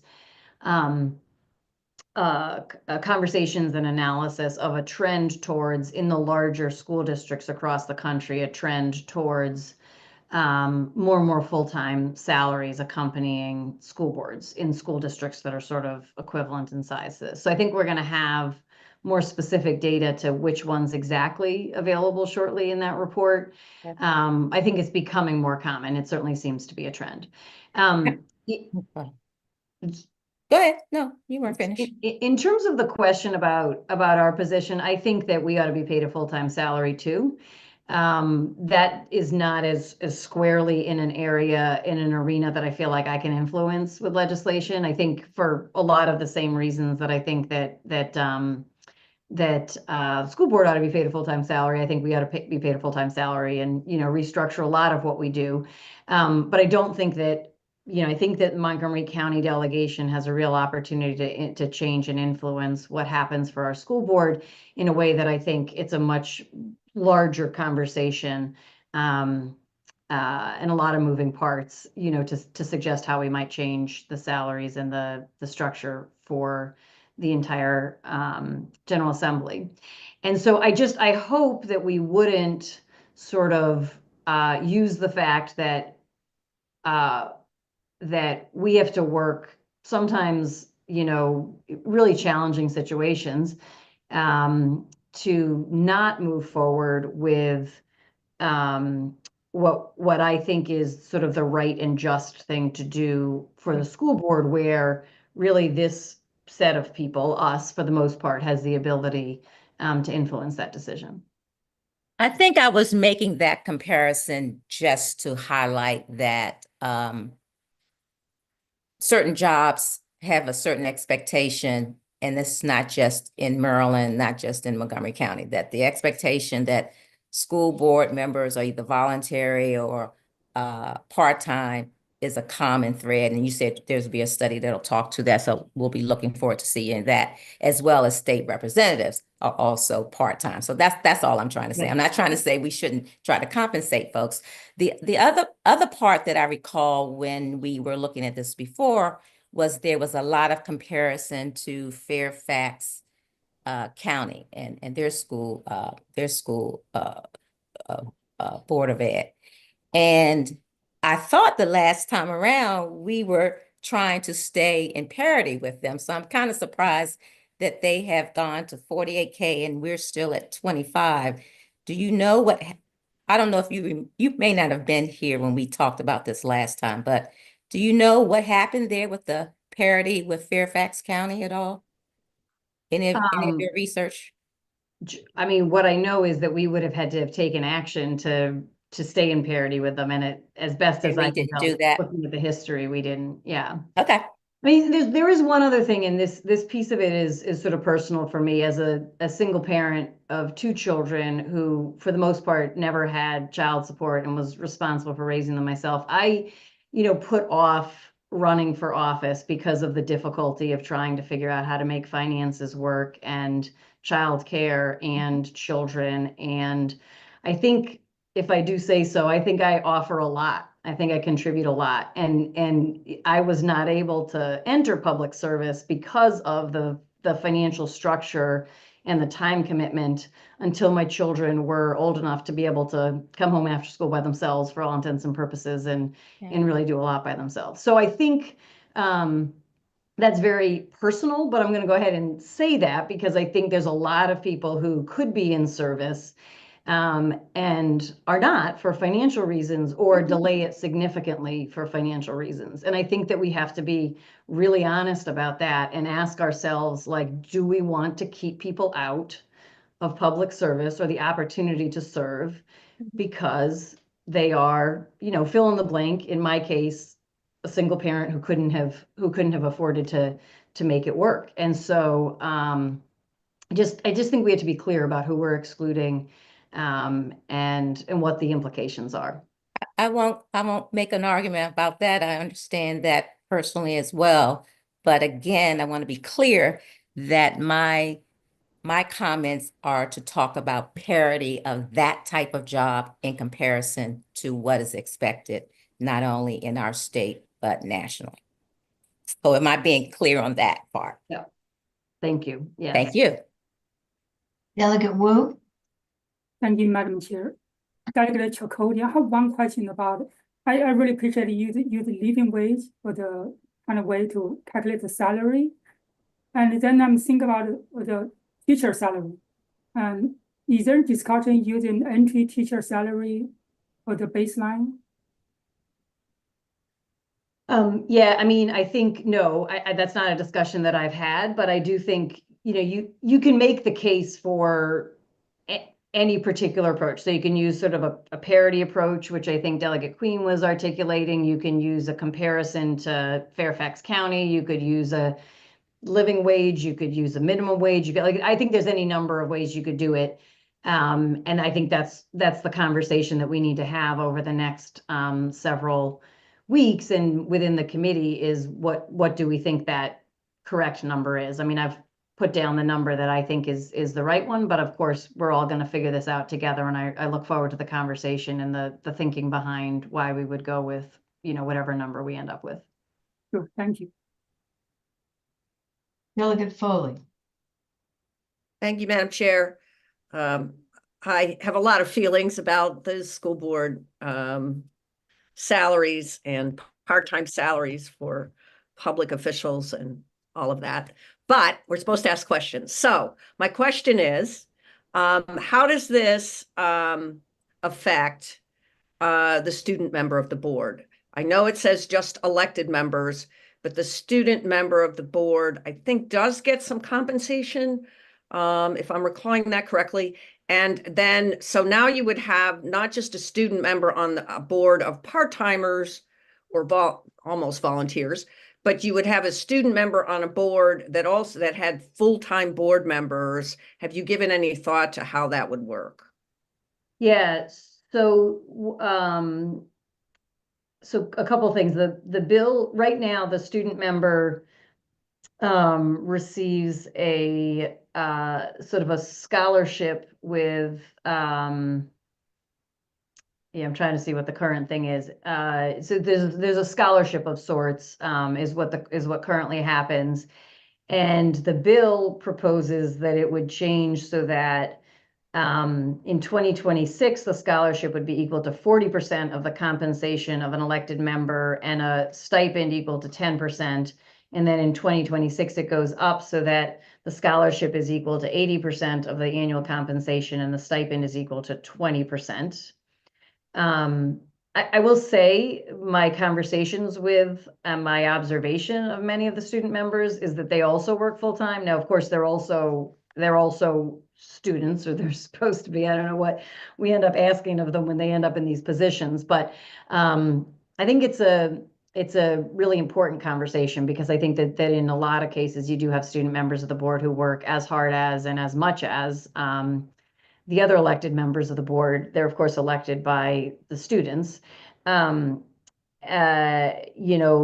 so I know that there's been, in the conversation that I recall from 2019, which is I think the last time we had this conversation, there were people that were saying, that was a point of real discussion, was what's appropriate for the student member. So at this point, I think there's an argument that you can make that they should earn the equivalent, that there's an argument that you could make that the scholarship, I went with the scholarship as the vast majority of the funds with the stipend to offset some of the costs. Again, you would have students who potentially wouldn't be able to take the position because they have to work to support their families. And we definitely want to make sure we have economic diversity in the student member of the board as well. So I think that the report that we're going to see is going to reflect some information on that as well, and information that they've gathered on this reported hours of the student member.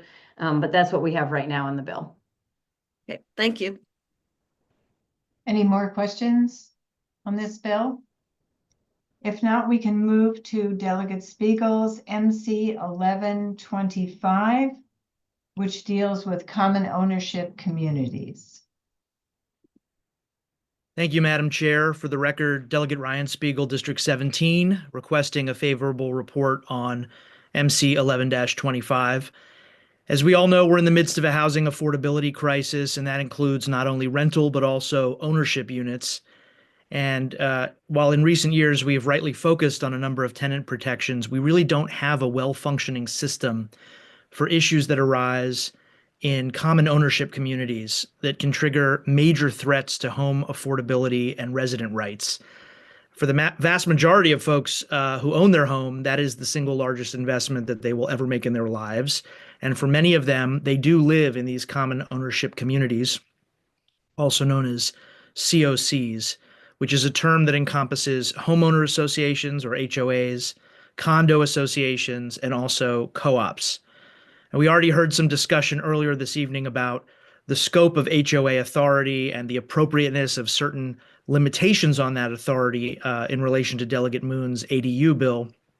There are admittedly a lot of COCs, common ownership communities, that work well. They follow the rules, they treat their members fairly, and it's reasonable for them to be able to impose certain sensible regulations and processes on their residents in order to ensure the quality of the community. That's really ultimately the point of a common ownership community. But there are some common ownership communities that pose too great a risk of exposing their unit owners to abuses, to unfair policies, and in some cases even retribution for simply exercising reasonable rights or speaking out against problems. And there are, unfortunately, plenty of horror stories about what happens when a small group or even a single person wields unchecked power over huge financial penalties and other major negative impacts on a person's use of their own home without sufficient accountability. And I think you might hear some of those stories from some of the witnesses tonight if they're still here at this late hour, the folks on behalf of whom I'm bringing this bill. The result can be that a unit owner ends up getting hit with thousands or even tens of thousands, or in the most egregious cases, hundreds of thousands of dollars in fines and fees, accelerated debts, liens, attorney's fees, being forced to pay for the very HOA lawyers who are working against the unit owner, or denied use of shared amenities, denied access to basic critical information about the finances and operations of their common ownership community, and denied transparency into the process of board elections and other decisions. And that can be happening even as the member continues to pay their regular monthly dues, and even before pending disputes between the owner and an HOA are fully and finally adjudicated. As a practical matter, unit owners who are victims of those practices really have little to no recourse. Now, sadly, but perhaps not surprisingly, unit owners from underrepresented populations, Black, brown, immigrant, are often disproportionately affected. There was a local news article from August that highlighted the case of a Montgomery County HOA that was denying pool passes to a Hispanic family for 6 years and placed a 5-figure lien on their home, all because of a small bare patch on their lawn that they tried to fix but wouldn't grow grass. So this is also an equity issue. This bill aims to address a specific number of recurring problems that we see in common ownership communities and to help strengthen the rules of governance and conflict resolution to address that imbalance of power and to assist those residents. We crafted this as a local bill because Montgomery County has by far the largest number of common ownership communities in the state, and because the county's own Commission on Common Ownership Communities has unfortunately proven ineffective at helping our unit owners resolve many of the issues they're facing. And so unless and until there is some meaningful major reorganization of that county commission or increase in county funding for that commission to be able to make it effective, a lot of issues remain that are not being addressed. And so we brought this bill. The bill is admittedly long, but that's mainly because there are 3 separate sections which basically say the same thing. One for condos, one for HOAs, and one for co-ops. So what exactly does it do? Well, first, it helps ensure access to common ownership community meeting materials and minutes. It also ensures fair elections of board members and officers by requiring that a disinterested party conduct the election. Now, that could be an independent member of the community itself, or perhaps a third party hired to run the process, or even a commercial software application that collects and tallies votes independently. But the idea is that the individuals running for election or re-election and their allies should not be controlling a voting process that has no audit or other checks and balances the way that public elections or even board elections in publicly traded companies do. The bill also protects against management efforts to prevent homeowners from organizing by requiring the community to provide common space for resident meetings and by prohibiting retaliation. The bill also prevents boards and managers from imposing onerous restrictions on methods of payment or dragging their feet in processing a submitted payment or refusing to provide receipts or itemized bills, all of which are tactics that are sometimes used to force residents to end up with late payments or waivers of their rights. And finally, when there is a formal dispute proceeding between a common ownership community and a unit owner, the community cannot take adverse action against the unit owner while the dispute is still pending and unresolved, as long as the owner continues to make the regular payments for member dues or HOA fees. And there, the idea is to wait until there's actually a final decision or a ruling or other agreement before the common ownership community can start to deny access to amenities like gyms or swimming pools or playgrounds, or before it can start to impose fines and other financial penalties that accrue exponentially sometimes. And there has to be an actual ruling that the community is entitled to attorney's fees before it can start to collect those fees from the unit owner. The bill also will strengthen notice requirements to help make sure that a unit owner is actually notified that there is a claim against them. And it also clarifies that a judge or arbitrator can award injunctive relief or damages against a common ownership community in this kind of dispute if that is warranted. And in the case of willful or intentional violations, additional damages can be imposed as well. So thank you for your time. I'm happy to address any questions, and I want to thank Gaithersburg City Council member Neil Harris, former delegate Ana Sol Gutierrez, and the others who are here offering supporting testimony on this bill. Thank you.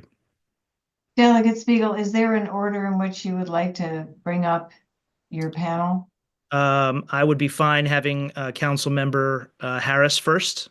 Okay, great. Thank you for asking, Madam Chair. All right, hello. I am Neil Harris of the Gaithersburg City Council.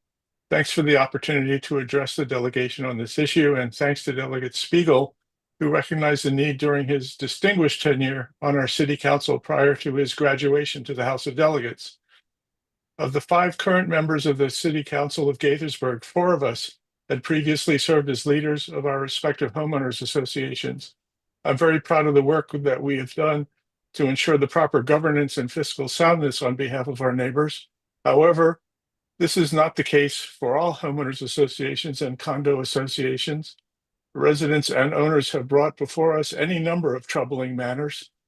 Some of these are unfair but relatively minor, but there are others that could cause very significant hardships. All common ownership communities are required by state law to create financial reserve funds to cover repairs and maintenance for their common properties. If sufficient reserves are not available, then either maintenance is deferred, causing decreasing property values and quality of life, or associations can levy a special assessment on the residents, which can be in the form of a one-time assessment in the thousands or even tens of thousands of dollars per unit. Therefore, it's critical that financial statements for the association should be readily available to the owners and residents so they may understand the financial condition of the organization of which they are essentially becoming shareholders. We've heard of associations that treat this requirement as if it was covered under the Public Information Act and attempt to charge hundreds or even thousands of dollars for access to this critical document, which should be freely available. If the board is perceived by the residents that it's not managing its budget properly, they can be voted out in a subsequent election and replaced by a new board, which is pretty common, except in the case that elections are not conducted in a fair manner, which we've heard of as well, which is what we would expect in this country and this state. In most cases, elections are fair, and some associations even go so far as to bring on an independent organization like the League of Women Voters to manage an election fairly. On the other hand, we have reports of egregious behavior that would be more appropriate under a dictatorship where ballots are counted and then they search for votes to be harvested from residents who had not voted by the deadline in order to get the result that the incumbent board prefers. There are also reports of retaliatory actions by some boards where residents are denied access to various common facilities or hit with fines and liens prior to appropriate due process. Now, in addition to the requirements that are tightened up in this bill, it would also be great to see a means of enforcement for those and for these new and existing regulations. The current statutes require residents and owners who have issues with their management to file a lawsuit, which gives boards a powerful advantage because they have resources of the entire community to bring to bear on an individual. Perhaps there could be some authorized local regulator, such as one of the consumer protection agencies, that could ensure fairness and compliance. Again, thank you for your time and attention to this matter that affects so many people in our communities. And I see how we all have to work irregular hours. Thank you very much. Thank you, Mr. Harris. Now I'd like to call former delegate Ana Sol Gutierrez. Thank you. Thank you very much, and good Thank evening, you. Madam Chair and members of the county delegation and old friends. It's a pleasure to be here before you. Welcome back to late night local Yeah. bill hearings. Yeah, and we didn't have Zoom then. Yeah. My name is Ana Sol Gutierrez, and I'm a resident of Montgomery County, Maryland. I recently became an owner of a unit at a condominium community here in the county. And I have become aware of the urgent need to address the serious issues that homeowners in such communities are facing. Furthermore, I believe it is important to protect and promote these common ownership communities as they represent an excellent example of quality, affordable, and accessible home ownership for many, including seniors, low-income individuals, and families who currently have limited options for home ownership. Maryland has seen a dynamic increase in the number of HOAs and condominium ownership communities over the last several years. Oh dear, I didn't realize I was going so slowly.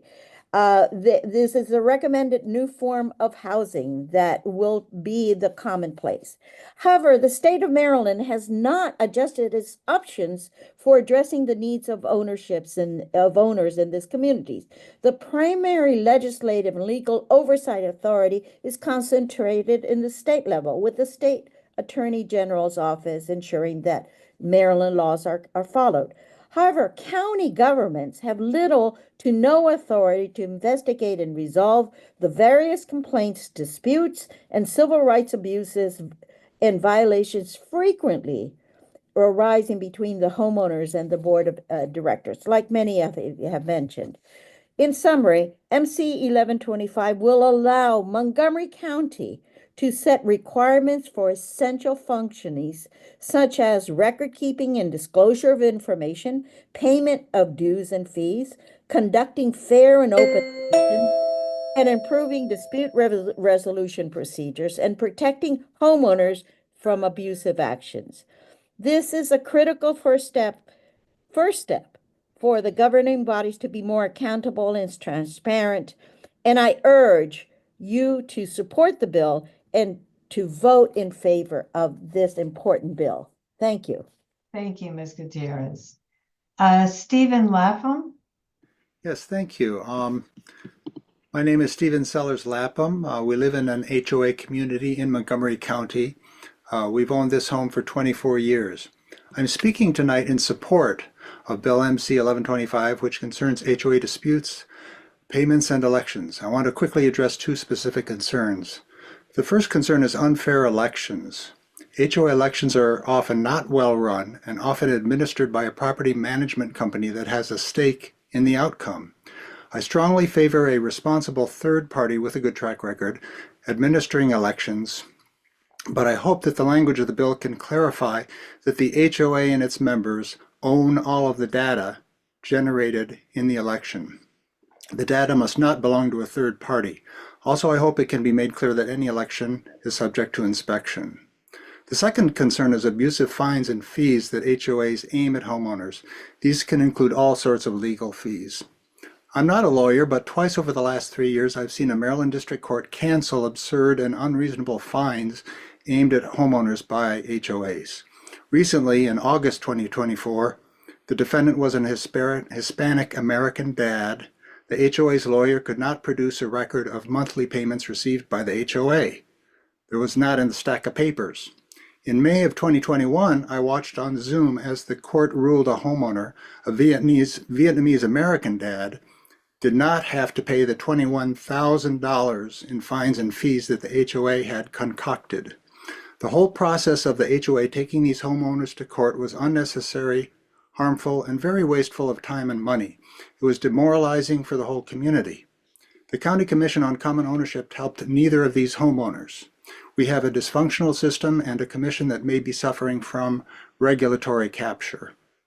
In conclusion, homeowners would like county agencies to rapidly enforce the law when there is evidence of HOA abuse. We do not, however, want any new law to diminish the current powers of state agencies, such as the Attorney General. Individual homeowners need county and state governments to fully protect our civil rights, our HOA membership privileges, and our housing and financial security. And thus, we hope you will all vote for and work on this bill. Thank you very much. Thank you very much. Deborah Wenzel? She here? Good evening, and thank you for the opportunity to testify in support of Bill MC 11-25. My name is Deborah Wenzel, and I'm a lifelong resident of Montgomery County. I have owned homes in 4 HOA communities. I have seen how an HOA can be run properly and effectively, but I believe I have also experienced and seen evidence of homeowners being bullied, threatened, and controlled by boards because of accountability tools that are too far out of reach. The disproportionate power and control boards have over residents can restrict many homeowners of their property rights. Too often, boards can easily abuse their power, which is facilitated by the management company and protected by the association law firm. This bill will help to curb that abuse. Homeowners who challenge the board are often labeled as troublemakers and must endure different retaliatory actions by the board that often defy the law. This can include frivolous cease and desist letters from the association lawyer that are very ambiguous as to why the issue stated is against the governing documents. Board hearings to resolve disputes are kangaroo courts where the board is able to judge or excuse its own behavior, but save every cruel and unusual punishment for an outmatched homeowner who must face a monopoly of judge, jury, and executioner. This is a very unfair practice that is more focused on suppressing the law-abiding homeowners by drowning them in illegal fines that bypass existing dispute laws. It is sad but true that attorneys are completely permitted to profit off unethical associations, monitoring only the parts of due process that generate their fees, rather than any real intent for resolving the dispute. I encourage the state legislative delegation to fully support Bill MC 11-25 as a first step to addressing these problems and others. And thank you, Delegate Spiegel, for proposing this very much needed bill. Thank you, Ms. Wenzel. Carol Kaplan? Good evening, Madam Chair and members of the county delegation. My name is Carol Kaplan, and I've lived in a common ownership community in Montgomery County for 16 years. I'm here in support of MC 1125, Montgomery County common ownership communities, and urge you to vote in favor of the proposed legislation. I'm also here to tell you that homeowners in common ownership communities across this country have experienced virtual nightmares trying to deal with boards who openly violate the law, deprive owners of their constitutional rights, and send them to the poorhouse by endlessly fining them for sometimes fabricated violations. And there's nothing homeowners can do because the boards hold all the power and all the money. But here in Maryland, we can lead the nation by adopting laws that balance that power differential and making sure we have the means to enforce those laws, something that has been sorely missing. We need you to fix unfair board elections. In cases I've witnessed, open ballots are received and counted by the management company, which by its very nature is biased in favor of the current board members who awarded their lucrative contract. The ballots are counted off-site, so residents can't verify the results. This almost guarantees that whoever the board wants to win will win. Members of the delegation, these homeowners need your help. Please help us balance the power so we no longer have to live in fear of vengeful fines, being locked out of the community pool that we pay for, or even prohibited from speaking at our monthly. Please support MC 1125. Thank you, Ms. Kaplan, very much. Sheila Snell. Yes. Hi, good evening. My name is Sheila Snell, and I've been a condo owner in the 20906 zip code for over 30 years. I'm here to provide testimony in support of Bill MC 1125. As you are aware, HOA board members have a fiduciary duty to act within the scope of their authority. They are not allowed to exceed the authority set by the laws in our state and our community bylaws. Unfortunately, based on personal experiences and observation in my community, there has been a level of disregard for upholding our policies and bylaws. This has led to numerous acts of abuse and authority. There has been continual reckless action by the board of directors, which has continued to happen due to the lack of laws and oversight. For the past 10 years, I and other homeowners have been extremely active in our community, attempting to hold the board accountable by bringing violations of our bylaws to the board and CCOC's attention. Out of fear of retaliation by the board and/or the management company, the complaints were filed by myself and another homeowner. An important area of concern that I'd like to point out is our elections. I've witnessed several elections that have been improperly conducted. Several CCOC complaints have been filed regarding this. Some incidents range from being advised to use paper towels as ballots, to the board lowering the number of board members so not to let certain board owners on the board. It's crucial that the appropriate actions are taken to eliminate possible opportunities of violations in accordance with the law. An outside agency would be best to conduct the elections. However, election protections need to be put in place. If an outside entity conducts the election, the community should still own the data and still be able to inspect the elections as well. I would like to express my sincere gratitude to the delegation for your time, and I also would like to thank Delegate Spiegel for this proposed bill, as it is much needed. Thank you, Ms. Snell. Paul Jarosinski. Yeah, I'm here. Just had to unmute. The Cherrywood HOA documents are 44 pages long. And if you live in the townhouses, the condos, or the MPDUs, there's another 100 pages of HOA documents. This bill appears to be another 29 pages of amendments to the HOA documents that residents agreed to before the purchase of their house. You are right. They are confusing when you look at them, and they're redundant. And that took a little bit of figuring out. What's the real purpose and need for these documents? That's one of our questions. Till we heard you speak tonight, we weren't aware of those other nightmares. We pay $4,000 a year to the Commission on Common Ownership Communities to resolve and prevent these sort of things. And we've been fortunate that we haven't had these problems. Beyond all the technical jargon, what is the purpose for complicating the voting process and potentially increasing the cost significantly?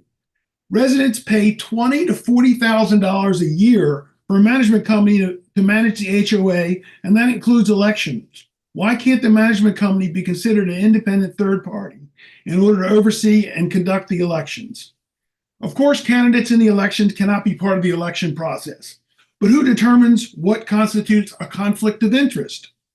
The provision on page 4 indicates that if there is an objection to a chosen third party, there is another election to see if 25% object to the third party chosen. Who conducts that election? It's hard enough to find volunteers to serve for free on a board of common ownership communities, so contested elections are rare. In the rare event there is a contested election, such as a late nomination from the floor, these requirements are onerous and could be extremely expensive if a second meeting needs to be scheduled so that a third-party vendor can be on hand to conduct an unexpected contested election. The Cherrywood HOA therefore opposes this bill as overly complicating the HOA document and confounding the election process. We believe the hired management firm should constitute a qualified third party for the purposes of conducting an election. Thank you. Thank you, Mr. Jarosinski. And lastly, for this bill, Mr. Bob Enton. And Madam Chair, I don't believe he's in the Zoom Is he room. no longer in the room? Okay, we can move on to the last bill for this evening, MC 625. It is 10:41, according to my computer. And with Delegate Wu's indulgence, I just wanted to suggest to the many supporters of this bill that one of the most compelling forms of testimony I've ever heard at this time of night is "me too." So if you hear someone say something you agree with and you are so moved, you can always just come on camera and say "me too," or "I agree with him or her," just to get everybody to bed a little earlier. So that's just a thought. Delegate Wu, you are up. Thank you, Madam Chair. MC 625. Thank you, Madam Chair. Good evening. And I know it's really late. Thank you very much for staying late on this last bill tonight. And for the record, I'm Delegate Tao from District 9A. I'm asking for favorable report on Bill MC 625 about the school calendar. The same bill was proposed for Howard County Public School System as well. I really want to express my sincere thanks to those who stayed late, especially some of them are students who have been waiting patiently to speak. So the bill was co-sponsored by Delegate Miracle North, Delegate Chi, Delegate Spiegel, Delegate Vogel, Delegate Williams, and Delegate Wallach. I also appreciate the County Executive Elrich support for this bill. The bill would require Montgomery County Public School to close all schools, buildings, and offices to observe the first day of important cultural and religious holidays, the first day of Diwali, Eid al-Adha, Eid al-Fitr, Lunar New Year, Rosh Hashanah, and Yom Kippur, where these holidays fall on school days. Right now, MCPS made a decision to close schools on these holidays every year. So this bill is just to codify such a practice. The bill represents a significant step toward recognizing and honoring the diversity of Montgomery County. Our public school system serves the students and families from a wide variety of backgrounds, many of whom celebrate holidays within this legislation. Furthermore, this bill tries to ensure holiday observance will only apply when designed holidays fall on school days, Monday through Friday. So by adopting this legislation, we can foster a more inclusive and equitable environment that celebrates the rich tradition of our community. I really respectfully urge the committee to give this bill a favorable report and move forward. Thank you very much.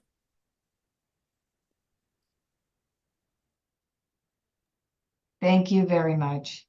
I'd like to call Stephanie Galinsky from as our next witness. You have 3 minutes. Good evening. My name is Stephanie Galinsky, and I'm a teacher at Sherwood High School in MCPS and a proud MCEA member, where I serve as the chair of the Political Action and Legislative Support Committee. Thank you for the opportunity to testify in support of MC 625. This bill that is regarding schools closing on certain holidays. As a teacher, I've seen firsthand the value of fostering an inclusive environment for our diverse student body. Montgomery County is one of the most culturally rich areas in Maryland, and our school policies should reflect and honor this diversity. By recognizing these holidays, we send a powerful message to our students and their families that we value and respect all cultural and religious practices. This bill would not only provide students and staff the opportunity to observe important traditions without the burden of missing school or work, but it will also foster a greater understanding and respect among peers. When we align our school calendar with the cultural and religious needs of our community, We are teaching a lesson in equity and inclusion that goes beyond the classroom walls. This change is especially important for students who often feel isolated or overlooked because their holidays are not acknowledged. For many families, having to choose between academic commitments and religious observances creates unnecessary stress and inequity. By passing MC 625, we can remove this barrier and affirm that all traditions are valued in Montgomery County. I urge you to support this legislation to ensure our schools reflect the principles of diversity and inclusion that make our county great. Thank you for your time and for your commitment to our students, families, and educators. Thank you. Sorry. Kabir Bular. Good evening. My name is Kabir. I am a 6th grade student at Kingsview Middle School. Thank you for giving me the chance to speak today. I am here to support this bill because the day of Diwali is really important to me and my family and friends.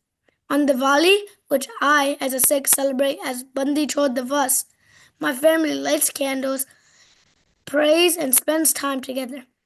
It's a day of happiness and meaning for us. So we want a day off of school to celebrate with our families and friends, and also not feeling bad for missing a school day. I also think it's fair that students and teachers from all cultures should get to celebrate their special holidays without worrying about school or work. Right now, some holidays are professional days, but that's not enough. Teachers and staff deserve the same respect for their traditions as students do. By making these holidays official days off for schools, you're showing that everyone's culture matters. It also teaches all of us to respect and value each other's traditions. Thank you for listening, and I hope you will support this bill. It will make a big difference for students like me and for our entire community. Thank you very much. Great job. And next we have Aneri Sangari. Good evening. My name is Suneri Singhani, and I'm a current senior at Northwest High School. Thank you so much for allowing me to speak today. I'm here to speak in support of Bill MC 625 that would require Montgomery County Public Schools to close on Diwali and 5 other holidays, as opposed to leaving the closure up to the discretion of the Board of Education members. Diwali is a sacred and meaningful holiday for me and my family, and I believe it's essential that we are able to celebrate it without having to choose between our culture and our education. Growing up, I've heard my mom share stories about Diwali celebrations in India. Street lit up with lamps, neighbors exchanging plates of delicious food, new clothes, religious events, and overall a sense of joy and community. Living in the United States, we don't experience Diwali in the same way, and it can sometimes feel like we're missing out. In fact, I think celebrating Diwali here in the United States is even more important to me because it is one of the times that we can truly connect with our culture and heritage. While we may not have the same immersion in the holidays as we would in India, we find so much joy in our cultural traditions and in the time we spend together as a family. On years when Diwali doesn't fall on a professional day, we take the day off school to celebrate. We go to the temple, help my mom make traditional Indian dishes, and spend hours creating colorful sand drawings called Rangoli. Despite the joy of these activities, I often find myself worrying about missing class projects or group activities. It's a tough choice: participate in a cherished family tradition or stay in school to keep up with academics. No student or staff member should have to make that choice. Diwali and other cultural and religious holidays are crucial for the emotional and spiritual well-being of students like me. We should not have to feel torn between honoring our heritage and fulfilling academic responsibilities. I want to celebrate Diwali every year, fully and without worry, and therefore I strongly encourage you to support this bill. Thank you. Thank you very much. Good for you. Ethan Huang. He's not here. Vikram Gidwani. Hi, thank you very much. My name is Vikram Gidwani. I'm a freshman at Thomas Boone High School, and I just want to start off by saying that Bandi Chhor Divas and Diwali, or the Day of Liberation, commemorates a momentous event in Sikh history and offers profound lessons in justice, leadership, and compassion. Both Bandi Chhor Divas and Diwali fall on the same day. The Guru's insistence on securing freedom not just for himself but for others highlights principles of equity and selflessness, values that resonate universally and align with the core ideals of the United States, being liberty and human rights. Celebrating Bandi Chhor Divas as a school holiday would greatly represent the diversity of Montgomery County's multicultural society. Recognizing this holiday would also promote cultural awareness and inclusivity. This is a day of joy, gratitude, and reflection on our core values that align with the principles of equality and justice. It will also allow 6 students and many more like me to celebrate this significant day with our families and participate in the traditions and prayers that come with it. In most school districts, students from minority communities have to make the decision whether to stay home to celebrate their holiday and thereby miss instruction, or to go to school and thereby miss celebrating their holiday. When a student misses school, we know the consequences to their grades and learning. But what about when they miss celebrating their holidays? As a 6th student, I miss celebrating this holiday and miss out on participating in my culture and celebrate it with the people in my community in my temple called a Gurdwara. Days like this are when kids can really learn about their cultures, traditions, and their religion. Kids and families should not have to choose between going to school and exercising their freedom of religion. Thank you, Madam Chair, and I hope everyone here supports this bill. Thank you very much. Next, we have AJ Rajendran. Not here. No, I'm here. Oh, hello. Hi. Sorry. Hello. Thank you so much for letting me speak today. My name is Ajay Rajendran. I'm a high school sophomore at Clarksburg High School. I'm here tonight to speak on behalf of many in our community and to ask for your support in MC Bill 625 and recognizing Diwali as an official holiday. Montgomery County is known for being diverse and inclusive. We are all proud of this because it allows people from all backgrounds to feel welcome and appreciated. Diwali, also called the Festival of Lights, is one of the most important celebrations for millions of people around the world, and including many families in our county. It represents light overcoming darkness, knowledge defeating ignorance, and good triumphing over evil, values that everyone can relate to. Diwali is more than just a cultural event for those who celebrate. It's a day of reflection, prayer, and family. But right now, students like me and others in our community must choose between attending school or fully celebrating this meaningful day with loved ones. It doesn't feel fair to have to make that choice. Recognizing Diwali as a holiday would show that Montgomery County values all of its residents and traditions equally. We've already seen places like New York City take the step by adding Diwali to their school calendars. If they can do it, I believe we can too. Montgomery County has always been a leader when it comes to diversity and inclusion. And this is another way we can show that commitment. I would also like to bring to your attention that Montgomery County is actually the most religiously diverse county in the nation. Our county should lead the way for other counties across the nation by declaring Diwali as an official holiday across our county. We should be able to be role models for different counties and states across the nation. As a high school student, I've learned that our community is strongest when everyone feels respected and included. Recognizing Diwali as a holiday would be a step towards making sure everyone's culture and traditions are seen as equally important. Thank you for listening to me tonight, and I hope you'll seriously consider this request.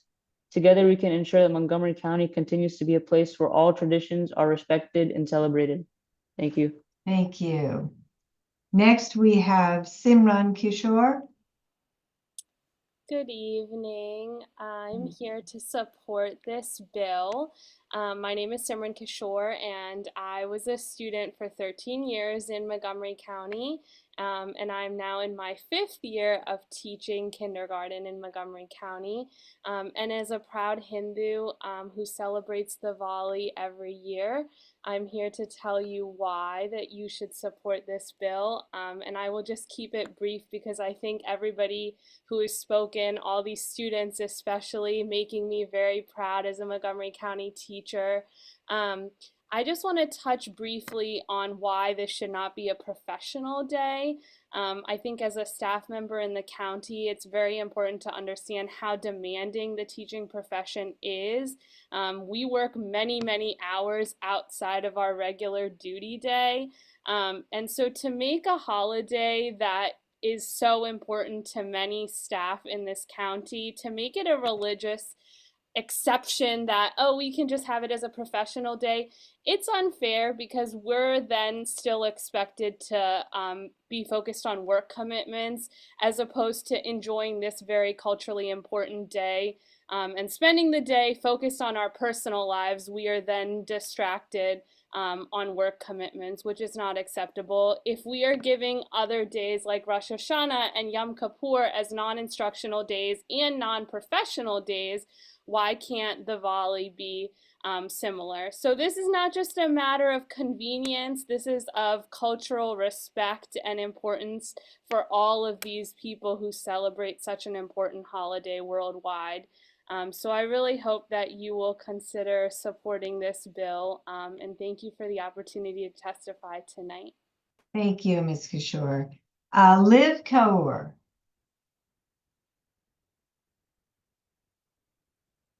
Don't think we have Liv. Sejal Regmi.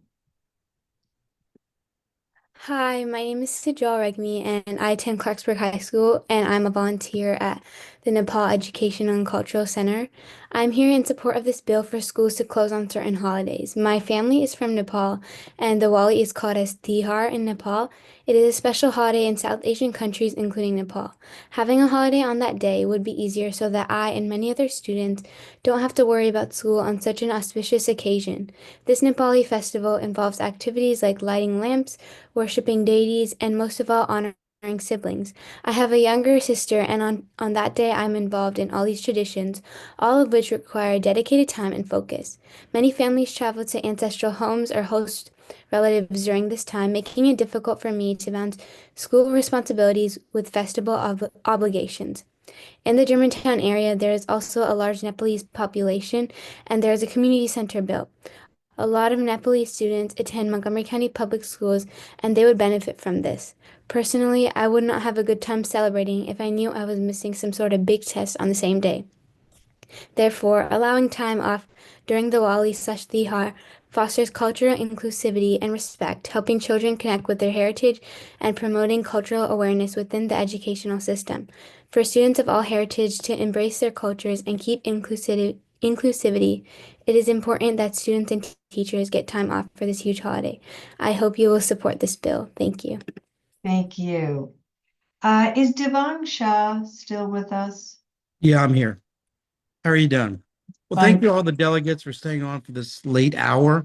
And thank you for your public service. Again, my name is Devang Shah, and I'm here to support MC 625. So I'm a little bit older than most of the people that spoke earlier, but I also attended public schools here in Montgomery County. I graduated from Wooten High School way back in 1985. This community has always been home to me. But, you know, I've witnessed its remarkable transformation over the year. The demographics have changed dramatically. But as a child, when I was going to school here, I was one of the few minorities in the classroom and usually the only student that was Hindu. And I often found myself questioning my own Hindu religion due to the lack of representation and understanding in our schools. It was not easy and it left me feeling isolated at times. You know, now it's 2024. Our county has changed dramatically. Asian Americans are 17% of the population and the fastest growing group in the United States. Our county is one of the most diverse and progressive in the country. And in our efforts to create a more perfect union, we need to ensure that all of these kids today do not have to question their identity or feel excluded because of their cultural or religious background, as I did. Passing the bill would do that. I hear Governor Moore always state, leave no one behind. If we don't pass this bill, we're leaving these children behind. And that's incomprehensible to me in 2024 living in Montgomery County. Because when we pass this bill, we're sending a powerful message. And that message is really required now, that we require inclusion and respect for the diverse cultures that make up our community, and allows my children of minority faiths to celebrate their heritage openly and proudly without feeling like outsiders. So in a world where we have hate crimes and discrimination that are still prevalent, we need this bill. Now, we have a professional day, and let me just explain how this works. It's very discretionary. This past year, I was told by the county executive who supports this bill that for 2025-26 school year, Diwali was not included in the draft calendar. I chair his county executive API commission, and I spoke to the executive director of the I NCPS have to ask you to operations wrap up. real quick, and I pled the case. Eventually, we got Diwali back on the calendar, and this happened with Eid a couple of years ago. This can no longer be discretionary for our students in this county. Thank you. Thank you, sir. Pushpa Mittal. With us? No. Sanyogita Sawant. So no. Kavita Seksarta. Kavita? No. Anshani Rao.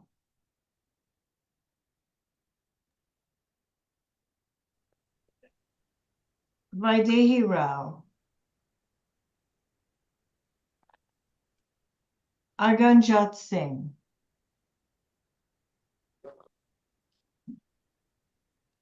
Patty Ursprung. Also, I guess, no longer with us. Are there questions for Delegate Wu? Can you not hear me? Sorry. Oh, I could not. I'm sorry. You're A here. couple of more witnesses, I'm not, that were still in the meeting room, or at least were earlier, Ethan Mao and Mandeep Singh. Oh, and Mandeep Singh. Okay, sorry. Should we hear from Ms. Ursprung and then I'll go to them?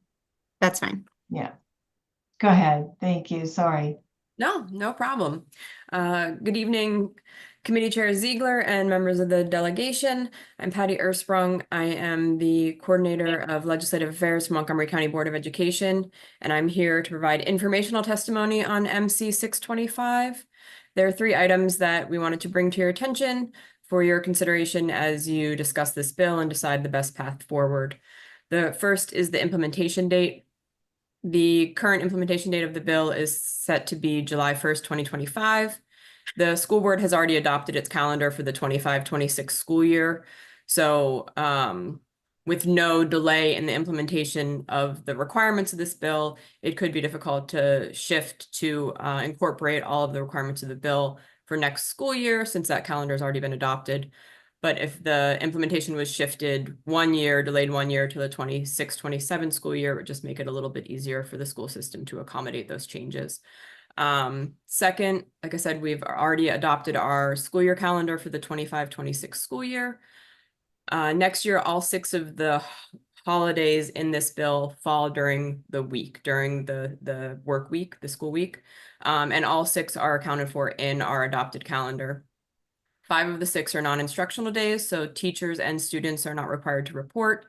The one of the days, Eid al-Fitr, is a professional development day, so students would not report, but teachers do.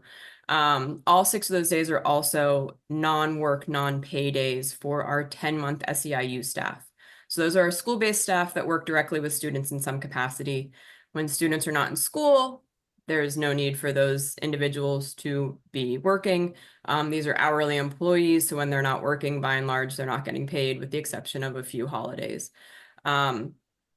If there is a shift from the current plan, which is to have these days be school closures based on the operational impact that we see on these days, best practice being to close. If there's a shift to a legally required or mandated closure, it is possible that the non-work, non-pay day would shift to a paid holiday. If that were to be the case, the estimation is that it would be a $2.1 million fiscal impact per day that shifts from a non-work, non-pay day to a paid holiday. That would be for salary and benefits for that group of 10-month SEIU staff. And then the final item, again, next school year, one of the days is a professional development day. if again that shifted to a day where it was legally required that the school system close. The bill in its current form requires schools and offices closed, so that would probably be a full system-wide closure. Obviously, we couldn't have a professional development day on any of those days, so we would have to extend our academic calendar to shift and reschedule that professional development day, which is required in the teachers' contracts. I'm available for questions if anyone has any, and happy to have continuing conversations on this and any other bill that impacts the school system. Thank you very much. Ethan Mao. Is he here? Good evening. My name is Ethan Mao, and I'm currently a junior at Winston Churchill High School. Additionally, I'm a member of the Montgomery County Progressive Asian American Network, otherwise known as MoCAPAN. Today's testimony is my own opinion, and I'm speaking in favor of Bill MC 625. As a Chinese American currently in school, I can speak to the importance of the Lunar New Year to those who celebrate it. It's a time for family gatherings, honoring traditions, and reflecting on the new year with joy and hope. Yet many students are unable to fully participate in these celebrations due to school obligations, which can create stress and a lack of time to bond with family members.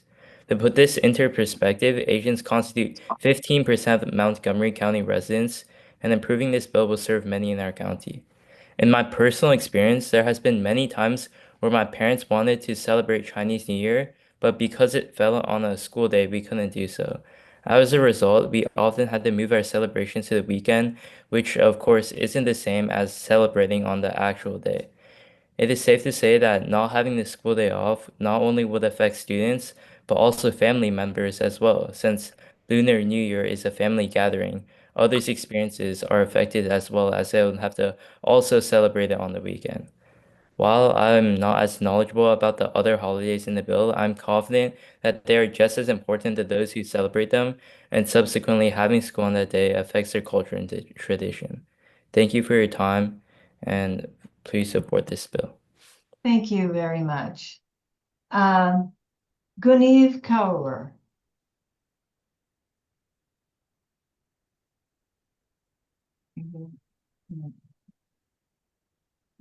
Mandeep Singh.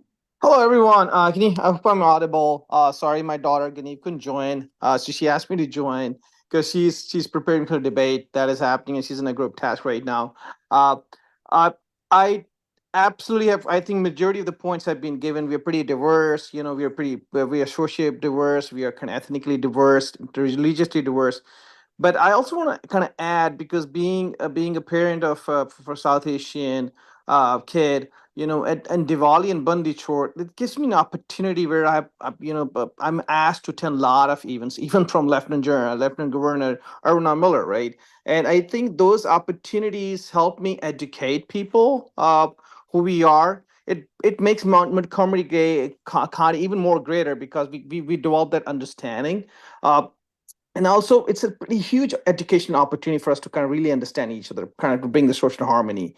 And apart from that, you know, one of the things which people didn't touch, and I think which is a great point, if this day is off, I can assure you, South Asians, we can have cultural festival, food festival, which will bring some kind of revenue to the county as well, because that's what we do when it's come on the Saturday or Sundays. So I think for the delegate Wu and for the gentle lady who was kind of educating us about this particular financial aspect of it, I can rest assured if this is given as a holiday, the food festivals, the culture festivals, the temple buying, the 6 temples kind of stuff will help you cover that $2.1 million for sure. So I fully support it, and I hope such kind of initiative and efforts will make Montgomery County even more greater than it is today. Thanks for having me here, and I hope this will get passed by Madam Chair, you and respectful delegates. Thank you. Thank you very much. I believe that is all the witnesses that we have this evening. Thank you all so much. I know this has been a very long night, but are there questions for Delegate Wu?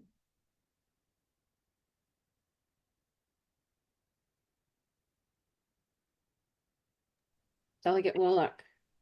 Seeing none, thank you all so much. And Sorry, Chair Ziegler, it looks like Delegate Wallach had her hand up. Oh, I apologize. I didn't see that. Go ahead.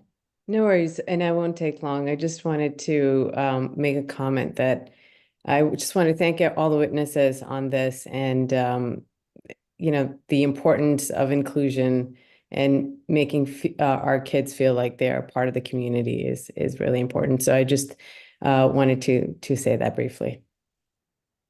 Happy to co-sponsor this. Thank you very much.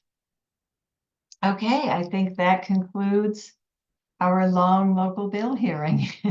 Have a good night, everybody. Thank you, Chair Ziegler. Thank you, everyone who participated in tonight's meetings. We are adjourned. Thank you. Good night. Great job.